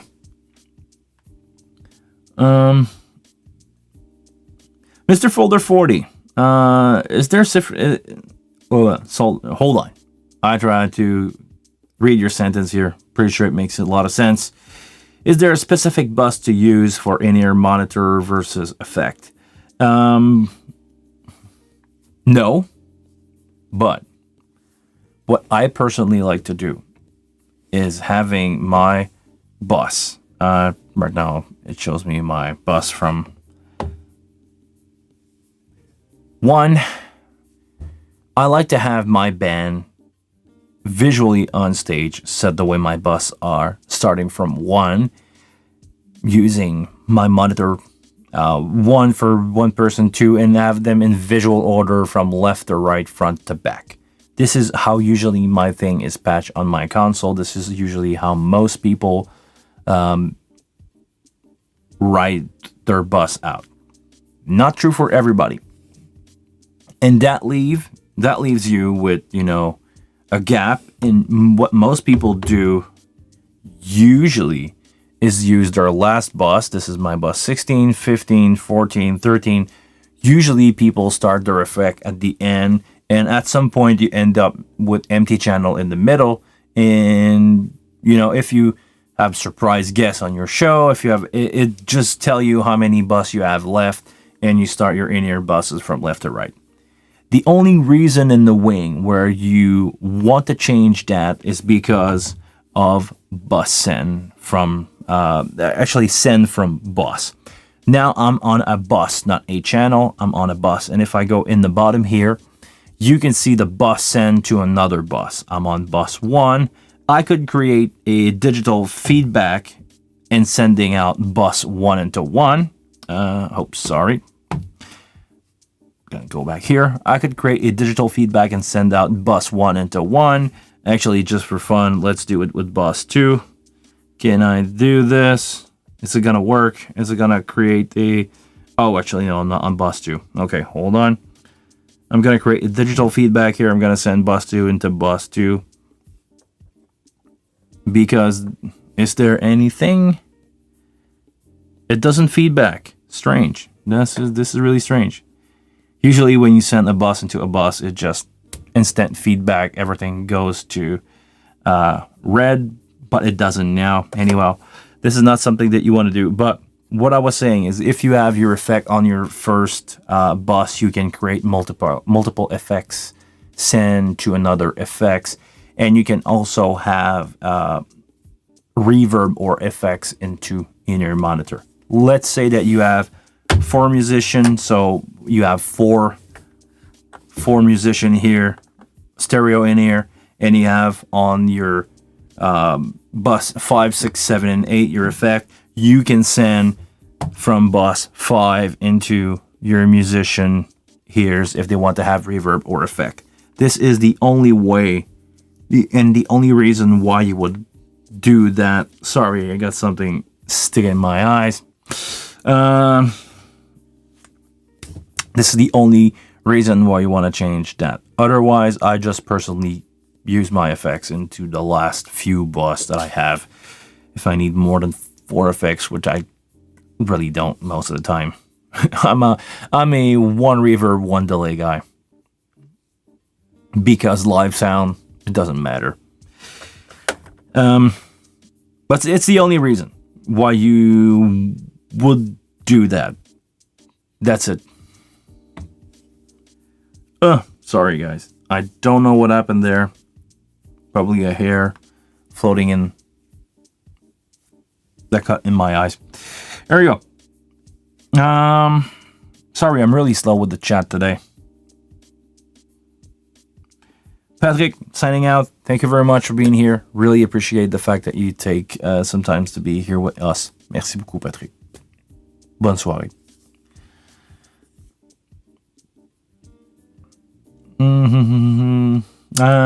Ever use the top right section on the wing? Feel like it's not necessary at all. A double screen probably could be cool. Could not agree more. I don't use the top right section of the console at all. The function keys and the channel processing strip, to me, I would rather have another screen, yes, or just a bigger screen, if that makes sense, or, you know, I would rather do that than using the I just don't use them. I use a custom control, I'm using the fader, I'm using the screen. This is what I use when I mix. Even if it's sometimes, well, it could be faster, but the layout of the custom channel strip doesn't work for me. Like, the EQ is totally unusable. If you want to play around with your EQ with the 4 knobs and the arrow and the width and the frequencies in the... I'd rather just go here, selecting a channel, go EQ, doing this. It's quicker, it's everything. You know, the only thing that I wish I could do is use 2... Sorry, I'm not showing you what I'm doing. Like I said, just go, select the channel, select an EQ here. Let's say from home, click here, EQ, do what I want, this. Moving on to another channel, select. It's easier for me to do this than try to use the unintuitive EQ that we have on top here. My personal opinion. If it worked for somebody, let me know. But as far as I know, no one uses it. Sorry to the designer who built that. The screen is useful, you know, the information that you have on top. But other than that, I'm sorry. Nope. Not using it.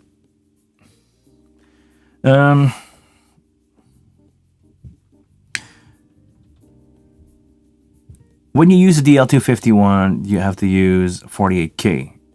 after you use the DL251 at 96K. No, I used 48 because the console is limited at 48. I don't think there's a way to overclock your console. But yeah, no, you cannot use it at 96K. Period. It's just not gonna work. Craig, do you think the Behringer will go to 96K? No, I don't. Even if all the component, it's like the M32. Future-proof up to 96K, they will never do that. They will never do it.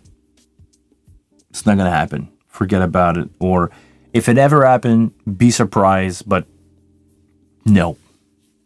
I don't think so. The wing is gonna be stuck at 48, and it doesn't matter. I know some people don't like it when I say it out loud. It doesn't matter. It's not going to make your mix sound better, because the reason why the Pro Series sound better is not because of the clock speed. It's because of time alignment processing at the main out. It has nothing to do with the clock. And that feature is not in the wing. That feature is not in the M32 or the X32. But once you understand how it works, the time alignment of every channel, because of the processing of the channel, is adding delay, and they just delay every single other channel to make everything arrive on time at the master, at the main out. Once you understand that, it's not the clock. It doesn't matter. It doesn't sound better. It's just the clock speed. CDs don't sound bad because they're clocked at 44.1K.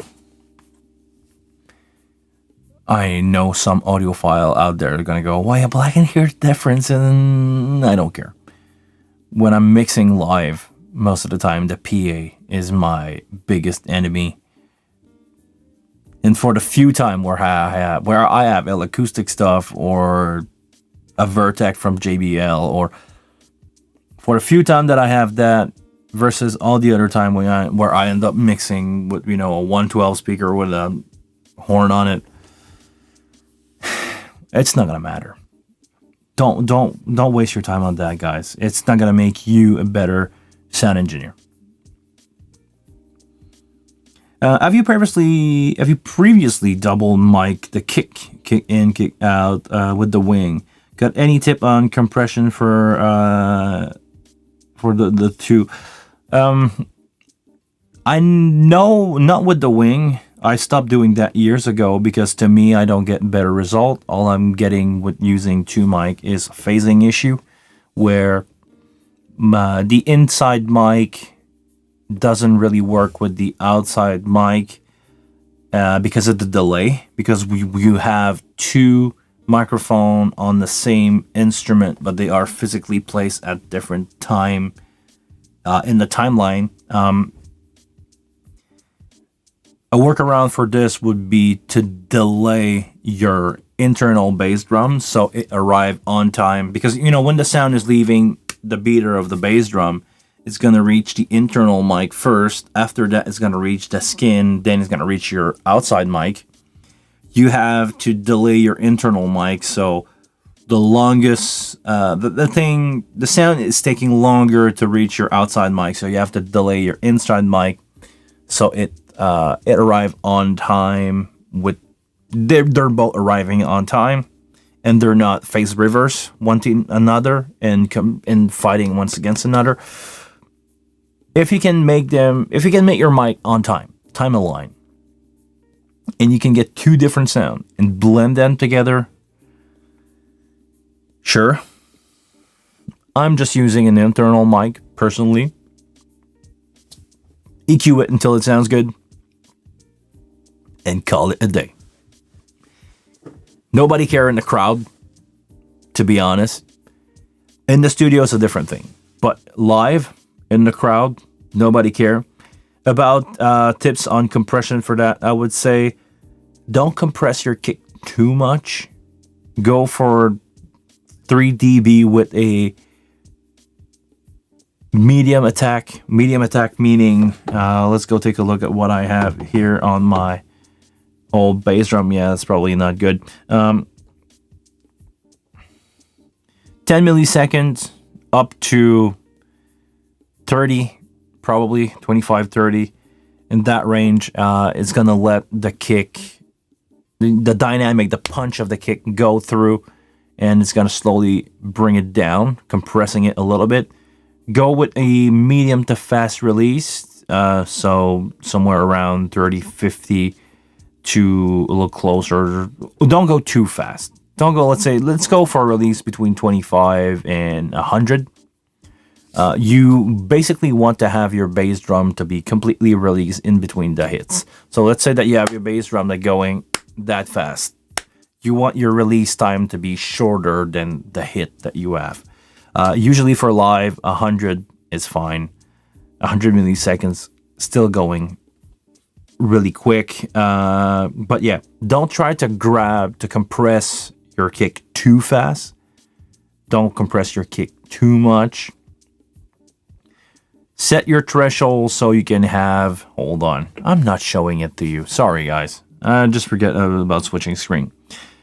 Set your threshold so you can get 3 dB-ish of gain reduction. Set your attack between 10 and, I don't know, 25. Like I said, release between 100 to less, 25. Ratio, 3:1 as a starting point. If you want less compression, go 2:1. If you want more, go up to 10. 10 is borderline a limiter. It's going to limit your dynamic of your kick. So if you want your kick to be really punchy in your chest, don't overdo it. Don't set your ratio too high, because it's just going to be full on compressed like on a CD. It's not going to have any dynamics. You're just going to hear it. You're not going to feel it. That's the difference. So just go gentle with compression. Give it more. Bring it back if it's too much. And just dance like that with your drummer until you find your sweet spot. Once you get your sweet spot like that, just forget about it. Mix. Just mix. Don't overthink that. That will be my approach to kick compression. But try to ditch the outside or the internal mic, depending on the sound that you're looking for. Internal mic tend to have more clickiness, more beater stuff. You know, it sounds more like where the external mic usually have more oomph. It's going to sound bigger, fatter. The sound traveling from the beater had more time to grow a sound wave that has more low end into it. If this is what you're after, try that. But I would say personally, ditch one of the two mic to save you way more problem than you can create. Eliminux, is the HD96 Air actually a thing? I saw some picture. I asked a friend the other day. He know about it. He don't know what is gonna happen with it. As far as he knows, nothing made it out of the factory so far with the HD96 Air. But I'm definitely keeping an eye on it, because I think it will be a good replacement for my wing. If I ever switch, I'll let you guys know that I will have a wing for sale. That's gonna be the end of the wing if I don't have one anymore. I'm gonna move on to the HD96 Air, because price-wise, from what I heard, if the price is too high, I'm gonna stick with the wing. But price-wise and footprint-wise, that will be the best bang for the buck. Oh no, sorry, Illuminux, just read your comment. My mic is dropping in the frame. Okay, I'm just gonna move that up. It's probably gonna drop down again because I'm moving the console. Is it going down? Anyhow, there we go. That's where we're at with the 96 Air. Can you please explain more how to route the P16? Give us some tricks on how to assign post for P16. Okay, I can do that. There we go. Actually, we're going to talk about the console today. So, in your output group, AS50A will be, output group, AS50A, will be where your where you're going to send what's going out to the AS50A. You can decide to use preamp, so AS50A preamp here that you send directly out to your P16 if this is where you want to go. To use the post setting on your channel, you can go user signal. This is a two-step process. You need to set your user signal. Actually, I'm going to unlock that. You need to set your user signal first. Right now, I assign user signal 1. Now we're going to go just for fun into source user signal. 1 is my bass drum because here on the right side, can you guys see it? Yeah.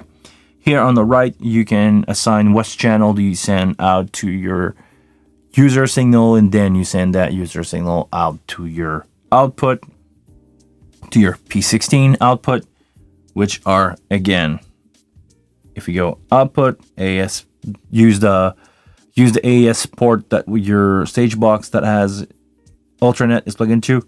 33 to 48 is the way to go. Assign your output there, and that should be good to go for you. Sorry if I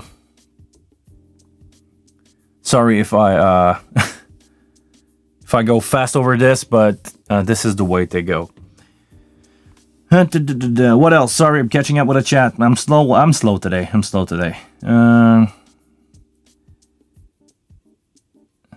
What a console that does 32-bit float pre-fader. Yeah, much more than 96K. I'm not gonna go into this, but yeah, 32-bit float that stop you from clipping everything. Yeah. Replace the right section with the Putin maker. There's no way to make a Putin maker. It has to be done by hand, and this is why the secret recipe of poutine has been a Quebecer's tradition for years.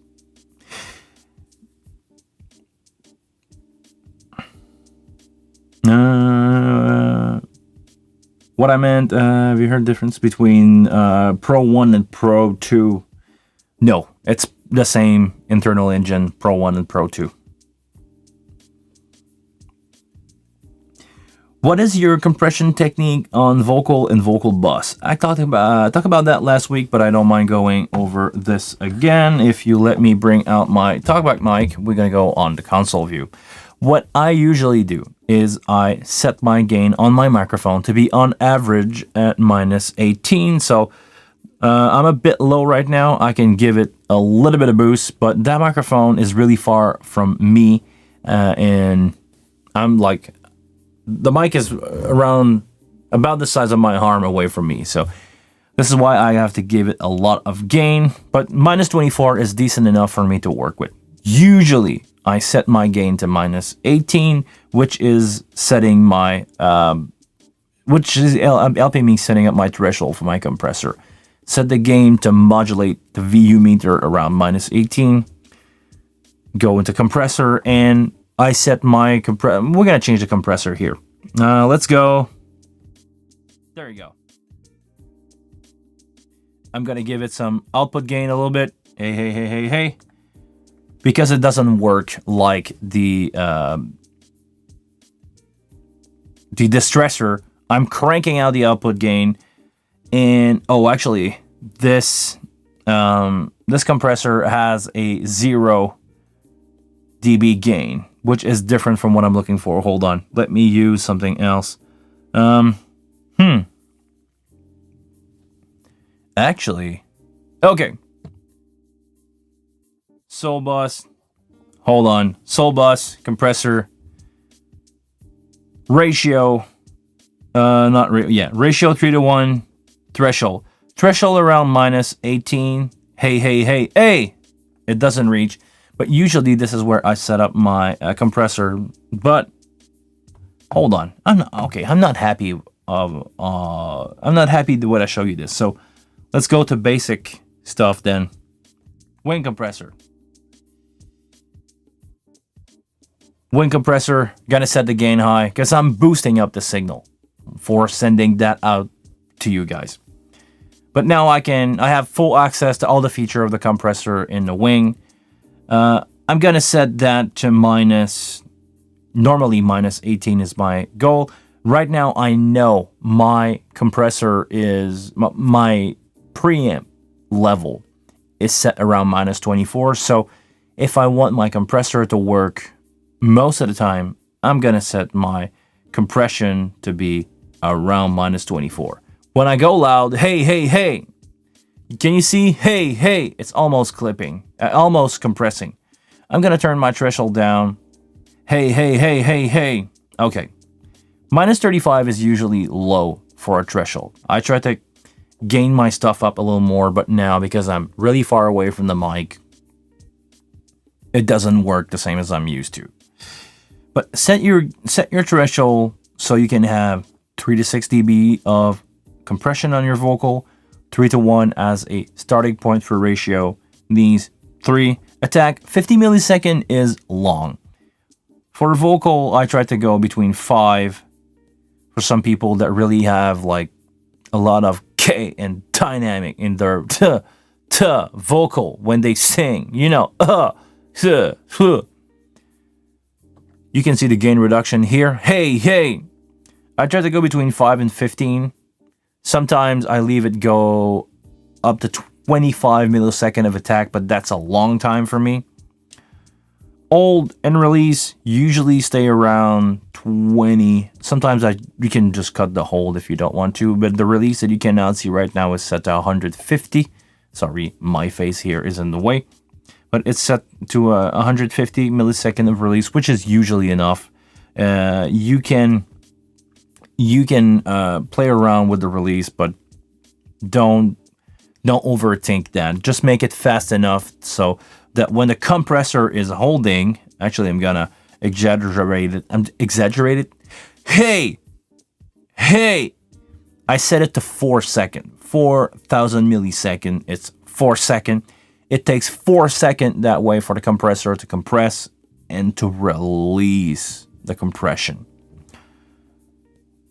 That's long. That's too long. I don't want my compressor to kick in and stay down. I want my compressor to move up and down. So I want my compressor to release the amount of gain reduction here. About 150 milliseconds. That's enough. That leaves just enough time for the compressor to put down the level, stay down a little bit with the hold of between 0 and 20. And after that, releasing in between words. That's my approach. I try to compress between 3 and 6 milliseconds on good singer. If the singer is really bad at dealing his dynamic, I don't fight it. I just put the threshold down until I got it totally under control, like I'm doing right now. No matter what I do, it's just going to compress. And with a 3 to 1 ratio, you can even sometimes go to a higher ratio, like 4 to 1, and it's just flat. It has absolutely no dynamics. It's really, really like a block of sound that's not going to move. I use that on usually bad singer. The better the singer is, the more they can deal with their dynamic, the less compression I have to get out of them. Really good singer. You put a compressor on, and once they found their level, they usually don't compress at all because they are used to deal with the dynamic of the mic or not. So when they are used to deal with that, really good singer, jazz singer, your compressor will not work. Or if you set the threshold so it's barely gonna move, they will be within 1 to 2 dB of range. Good singer would do that. Actually, I'm just going to change my compressor back. I think my input is usually around 8, and I set my output boost to be wherever I feel needed. So, yeah, I think that's going to do it. No stressor, this compressor work a totally different way. You only have attack release, and instead of a threshold, this is called a fixed threshold compressor. You basically just boost the input signal until you reach some gain reduction. So right now I can put my input to 10 because my gain on my mic is not set that high. I'm not talking about the level, the number on the gain knob itself. I'm talking about the VU meter that I get. My output is really loud. Actually, it's too loud. I'm clipping the output. I'm going to turn that down just a little bit. Hey, hey, hey, hey, hey. You can see here that now I'm not clipping my output anymore. It doesn't go in the red. If I come back here on the ohm, there we go. I'm around -6, which is a lot. Usually I try to leave that around -12, but anyhow, it doesn't matter. Okay, back to bus compression. When I do bus compression, it's usually when I have multiple singer at the same time, pitching out vocal harmony and stuff like that, and I don't want that to be too loud. So when I do bus compression, I take my vocal out of the main out. So I come here, take that out, only send my vocal into my vocal bus, and set my compressor so that one singer doesn't compress at all. When multiple singers come in, every time you had another singer, you have more energy going into that bus. I try to set my compressor so that when more than one singer or everybody's singing together, this is where I get gain reduction. And I set my compression ratio depending on how loud I want all of my vocals together to sound, how loud I want them to sound. If I want all my vocals to be louder when they all sing together, I will start with a really light ratio like 2:1, 1.5:1. If I want all my vocal to go down or to be as loud as my lead singer or even less, I'm gonna go 3:1, 4:1, 10:1 if I have to, so that way they don't get any louder than my lead vocal. Because I set my compression to have my lead vocal to go into it and not compressing or almost barely compressing, and when everybody join in together, the compressor's gonna turn down the volume so it's not overpower everything. I hope that explained my theory of gain compression for gain staging, because I need to do an episode on gain staging. This is the key to live sound, or to the sound, period. Gain staging. Once you understand that, you understand how the signal flow through stuff and how you can manage it. You understand how to do live sound. I believe so. Other opinion can be welcome here. But I hope that explained to you my theory on vocal. Okay, moving on.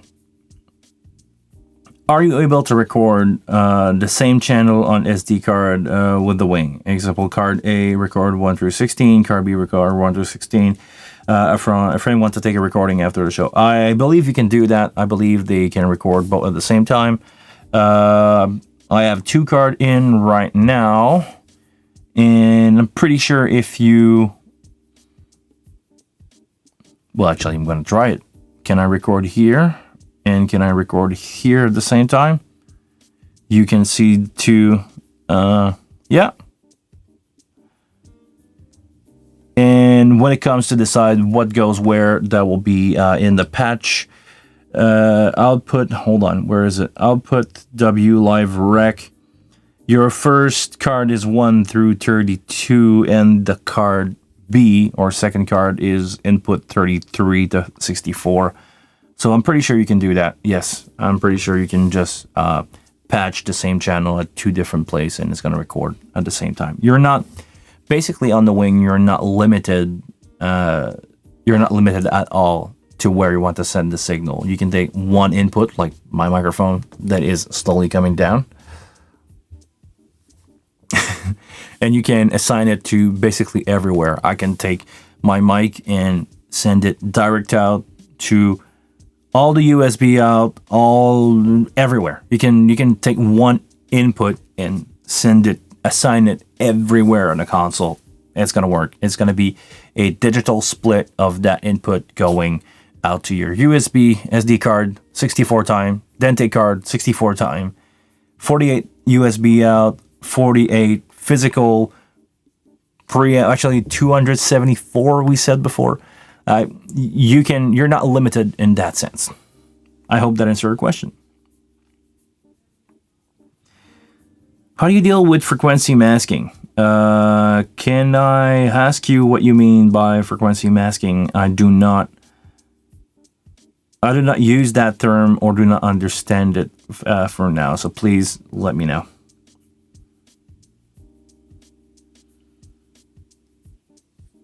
What happened? I left half an hour ago and you were saying goodbye. Did I? I said if nothing happened, I'm going to say goodbye, but as long as you guys can throw me some stuff, like Edwin did. Random question, which one is better, Expectation or Eggs Key? I would not know because I don't spend my money on cheap or expensive breakfast restaurant in Quebec. There you go, Luminux.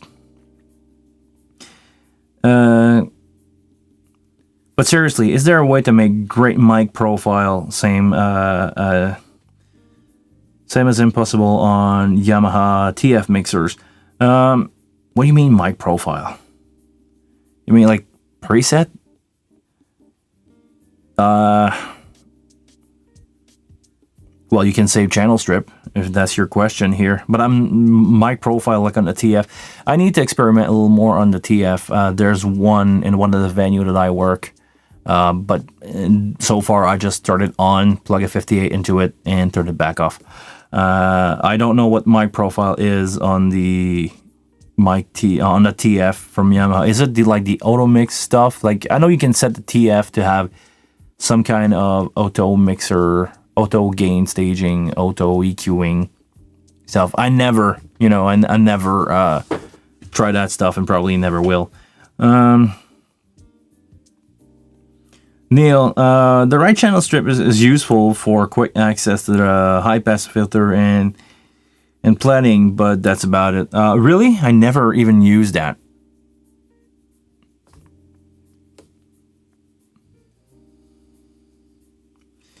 Do you sometimes use QL1? Actually, yes, I have used one at Halloween.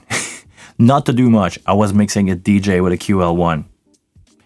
But yeah, it's basically, I grew up on M7CL. So to me, it's just an updated version of the M7CL or the PM5D that I used to work with.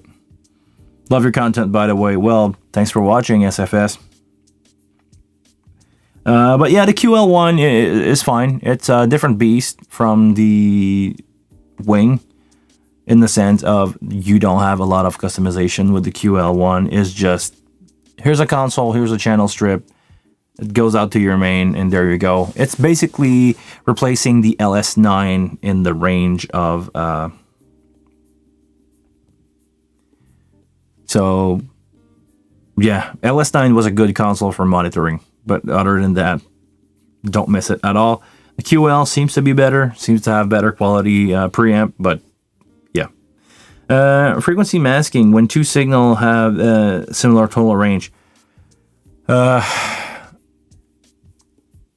I don't care about that much in the sense of I understand what you mean. The ongoing fight of my life is dealing with rhythm guitar and vocal in a PA. And it's been the everlasting war of pretty much every sound engineer that doing big shows, because you need to amplify the guitar sound and you need to amplify the vocal. But if you don't really push your vocal far up, it's gonna blend, or it's not gonna go. It's not gonna be hearable with your guitar. They're gonna fight, basically.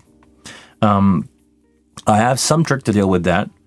It's funny because I was explaining this to a couple of my friends the other day at dinner.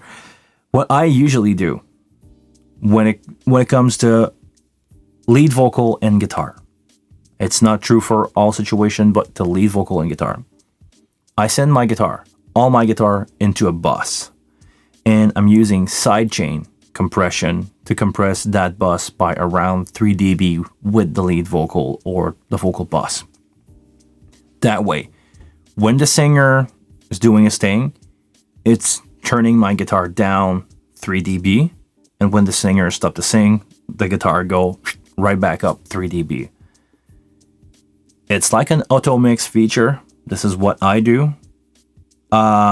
Be careful if you're using this, because you don't want to do this on the channel strip. You want to do this on bus.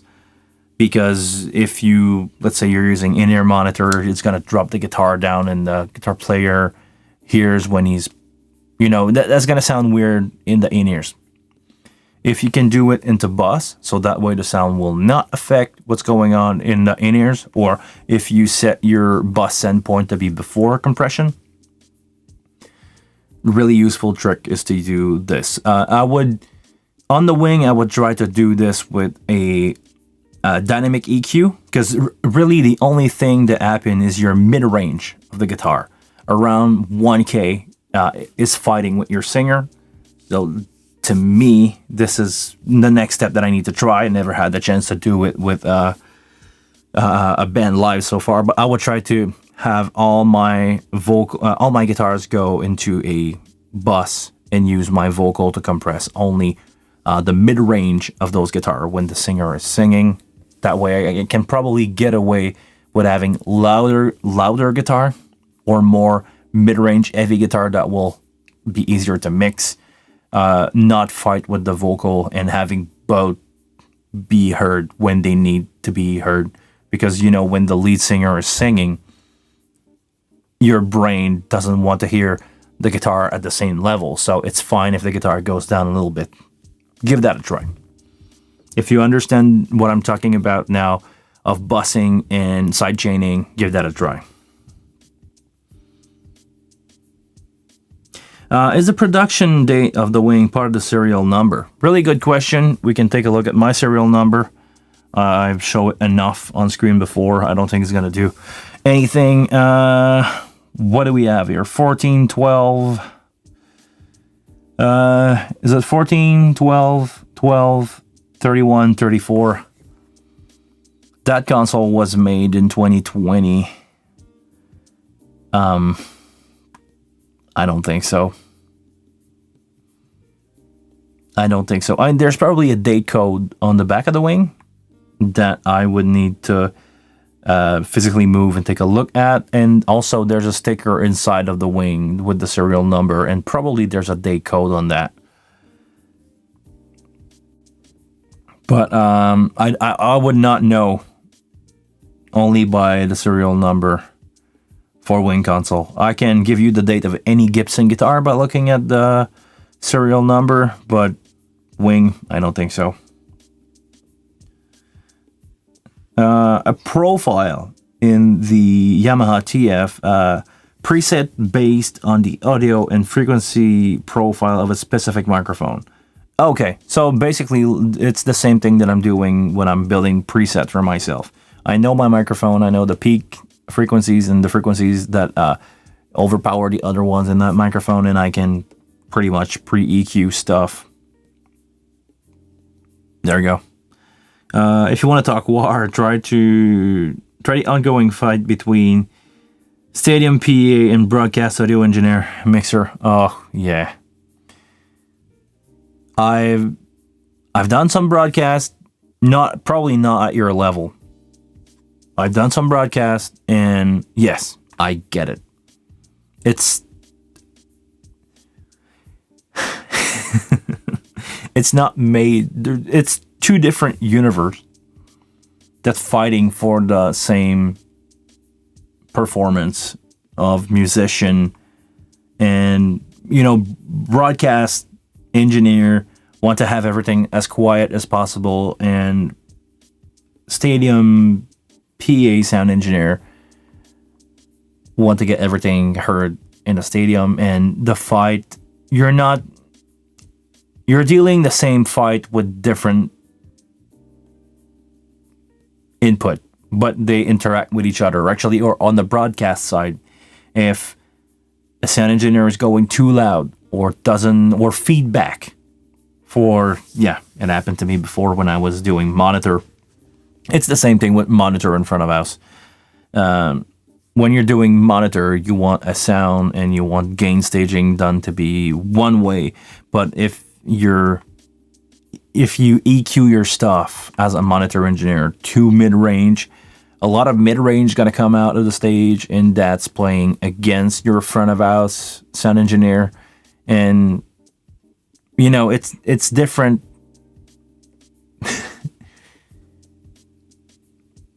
You want to achieve the same result, good sounding band, but define good sounding as a sound engineer versus front of house engineer versus broadcast. It's three different things because it's three different listening situation. When you're standing on stage with a guitar or a microphone in your hand, you need a boatload of mid-range to cut through that all-around noise.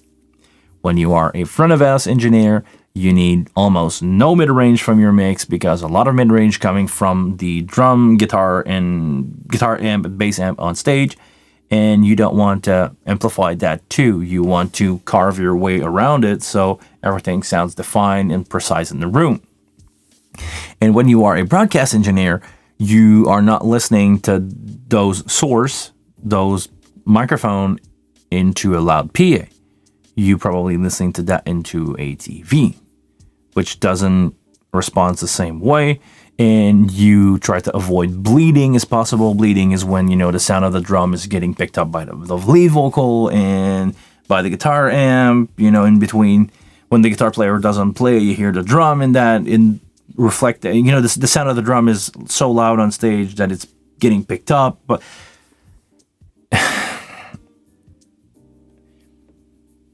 there's no ideal situation other than being in a studio doing one thing at a time.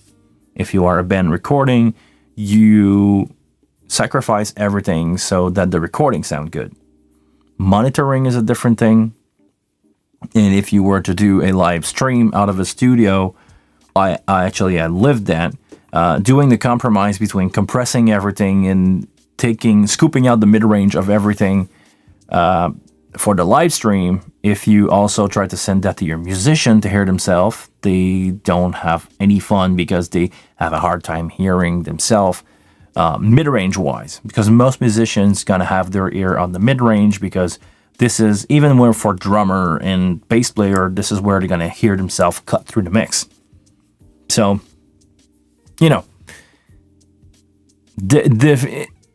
it's always a compromise. You have to compromise for something. Somebody has to win. And usually when I'm doing front of house or I'm doing monitor, or the few times that I did broadcast, I always ask the other guys, if something happened, who should win? What matters the most? Is it the broadcast? Are we broadcasting to 1 million people and there's 1 million people watching this over the broadcast? Is it the band that want to have fun because they want to perform really good and the band is going to win? So the monitor guy is going to win, going to make it sound good for the monitor guy, and whatever is going to happen to the other guy is going to happen.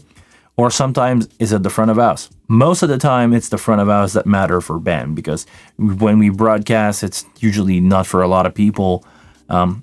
If ever people watch live show broadcast, or the band doesn't care as much about monitoring as the overall results sounding good. So it's always a fight between those three worlds.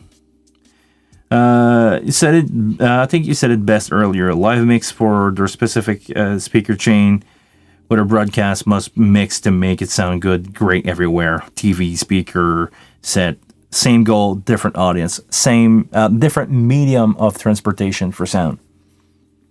I'm not good at mixing for broadcast. My mix usually sound awesome in the PA. But when I listen to them back in my car, in my home studio, the mix is not good, because I mix for what I hear, not how it should sound in your basement. It's three different worlds living together side by side. We're all on the same timeline, traveling in three different highways, and we all need different.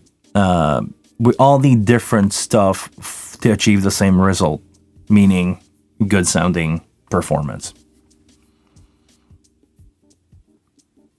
So you understand why I'm not doing studio work. You understand why I'm also really good at doing front of house and monitor. Actually, the thing that I like to do the most is monitor, in-ear monitor. If anybody need a good in-ear monitor engineer out there, feel free to fly me out wherever you need. It will be a pleasure for me to work with you. This is what I'm good at. This is where I tend to shine because I only have to please, the few people in the band, and usually I can get away with that. Doing front of house is always pleasing a lot of people in the crowd, and sometimes you don't mix for where you're at, but how it sounds in the overall venue.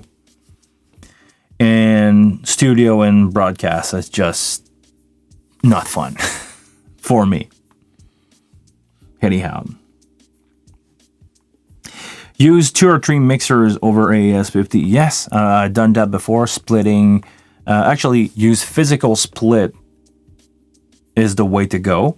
That way, you don't have to share gain, because if you're doing live sound with a monitor engineer and a front of house engineer, you can share gain if you got 2 guys that work together, that know how they want to work. They have the same working idea. If they stick together as a team, it's gonna work. Broadcast engineer don't want the same gain staging as you usually do for live and monitor. You don't want your bass drum to blow away the place when you're doing live stream. Andy, sure, if you pay for the plane tickets in my hotel room, and actually I don't mind doing the gig for free as long as you pay for the plane ticket in the hotel room on the 17th of June. I think I'm available too, so let me know if you want to send me a plane tickets. I don't mind operate whatever console you have there and how many people you have in your band. Just let me know. I'll build a show file for that and I'll be ready. I'm doing the gig for free. As long as you can fly me to Luxembourg, let me know. I will vlog it too. If you guys want to start a GoFundMe campaign, I don't mind doing a vlog about it. But seriously, back to where I was with Pancho. Sure, for a wing, I cannot give away wing. But seriously, Pancho, usually back in the day, we used to split signal. We used to have big patch panel, 50 pair patch panel with 3 Veeam output. Veeam are usually multi-pin connector that would split, your snake. So you plug all the mic into that big patch panel. One side, one cable out of that box goes to the monitor, one cable goes out to the mobile truck, and the other one goes to the front of house. With isolation transformer, because back in the analog day we had grounding issue because people were not plugged at the same place, and I do not miss those days at all. That way you had 3 independent signal for everybody to work with. But the thing is, the interaction between microphone and volume on stage is always an issue. If your stage is too loud, front of house is going to suffer. If your stage is too loud, broadcast is going to suffer. If you make everything so quiet, usually musician on stage suffer. In-ear monitor might be the exception. It's the way to go here to make everything as clean as possible.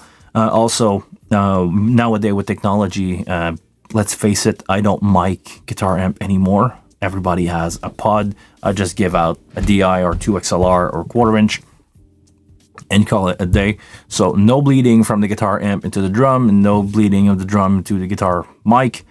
Bass guitar have been DI for years. If you got a guy that has good in-ear monitor, is gonna have a good time. If you can get all these elements together, everybody's working in-ear. Somebody's taking care of the monitor and can EQ in-ears for monitor. So if somebody can EQ the room and not mix too loud so the subwoofer doesn't interfere too much with the broadcast, you can get good result. But you need to have people work together, and you need also to agree on each other on who's going to win if something happened. Who has the final say? Is it the band, the stage, the front of house, the broadcast? Once you get that, and you get people that can work together, you're up for a good time.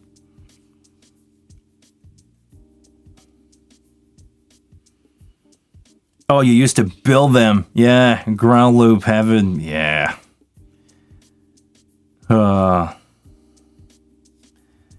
We split everything from stores, stage box via Dante these days. A1 mixers, in a complete separate truck. Yeah, but even then, you don't have separate gain staging. And this is where, actually, no, with the Yamaha stuff, you can kind of have gain staging where you're going to set your preamp to a certain level, but it's not gonna. You can actually attenuate. You have a trim on the other console. One console is the master, or I think it's the IS trim winning, and the IS gain setting is winning, and the other ones are automatically trimmed. I don't work with Yamaha stuff or Dante stuff a lot. This is brand new for me.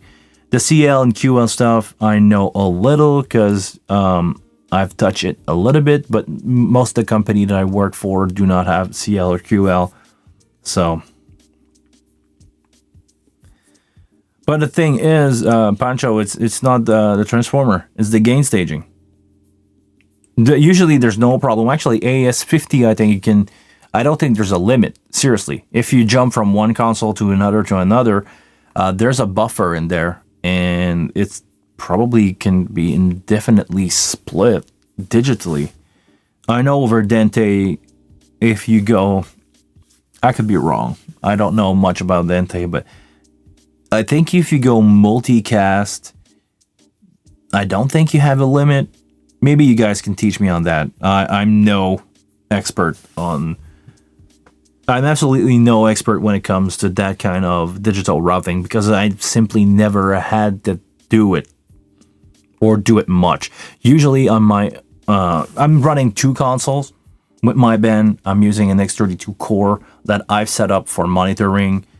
I set up my gain there and I just leave everything as is. I let the band set up their in-ear mixes with their phone, and I'm grabbing the other end of that with the wing. You know, taking usually port B out of my X32 core because I'm also sending backtrack from. I'm using the X32 as a sound interface basically, and I send everything, all the input and all the backtrack, all the way to me at front of house. And I'm working with myself, so I know exactly what I did on stage. I know the gain staging. I know how everything is set up, the routing. But once you have a couple, guys involved into this different console brand. I don't know how well Digico is pairing up with Yamaha or vice versa, but it could be sometime a pain if you decided to go Maddie or if you decide to go Dante. Or I think Dante is going to win that war of standard. I think everybody's going Dante. And at least if we could all agree on one standard, it will be awesome. Like back in the analog day, you didn't ask. Everything was analog. Bring your console, plug it in. That was it. But anyhow, we've been going at this for a long time. Should we keep on going with what I'm doing right now? I think we're just a bunch of guys having a coffee. We're actually, if you ever wonder what is it to have multiple sound engineer having a coffee together, this is exactly what we're doing right now. But we can argue with each other because right now I'm winning because it's my YouTube channel and I'm speaking. But it's just people disagreeing on standard and agreeing that standard that they like is the best one. Okay, it's 4:00 for me. Actually, I'm starving and I need another coffee. My coffee's been empty for a long time. That's it. I'm out of coffee. I need to run. I need to actually do some work. I need to do some video. Probably going to do that later today. I'm set up, so I'm going to do more video later today. Thank you very much for being here. I'm going to keep it up. Until the next one, I want you guys to please take care of yourself. If you actually hold on. I'm about to sign out, but please, if you are here, all the 14 people who are in the chat here, if you didn't press the like button on this video, please do. If you know somebody that could be interested in learning what we're doing here with the wing, with live sound theory, live sound theory, I don't want to talk about studio stuff much. I don't want to talk about broadcast. I know I can explain you the raw thing all day long, but how to mix for broadcast and how to mix for studio is an art that I didn't master. But we acknowledge you as the inaugural Audio Nerd Fest champion. Thank you very much. Rolf, thank you very much for being here. Yeah, to those of you who didn't press the like button, please do. Share it with your friend. If you're not yet subscribed to the channel, please do. If you want to support me a little bit, and you want to prove to me that you're a true warrior and you want to have a logo next to your name in the chat, play description. I don't even know what that is. Okay. Sorry, that was good talk. Yes, Pancho. Well, actually, Pancho, give me a call one day. We should do this over Facebook, whatever, Messenger, whatever, one day. You've been around long enough. Could be fun to have you around. You and probably... actually, yeah, we should have not a Discord, but one day... Okay.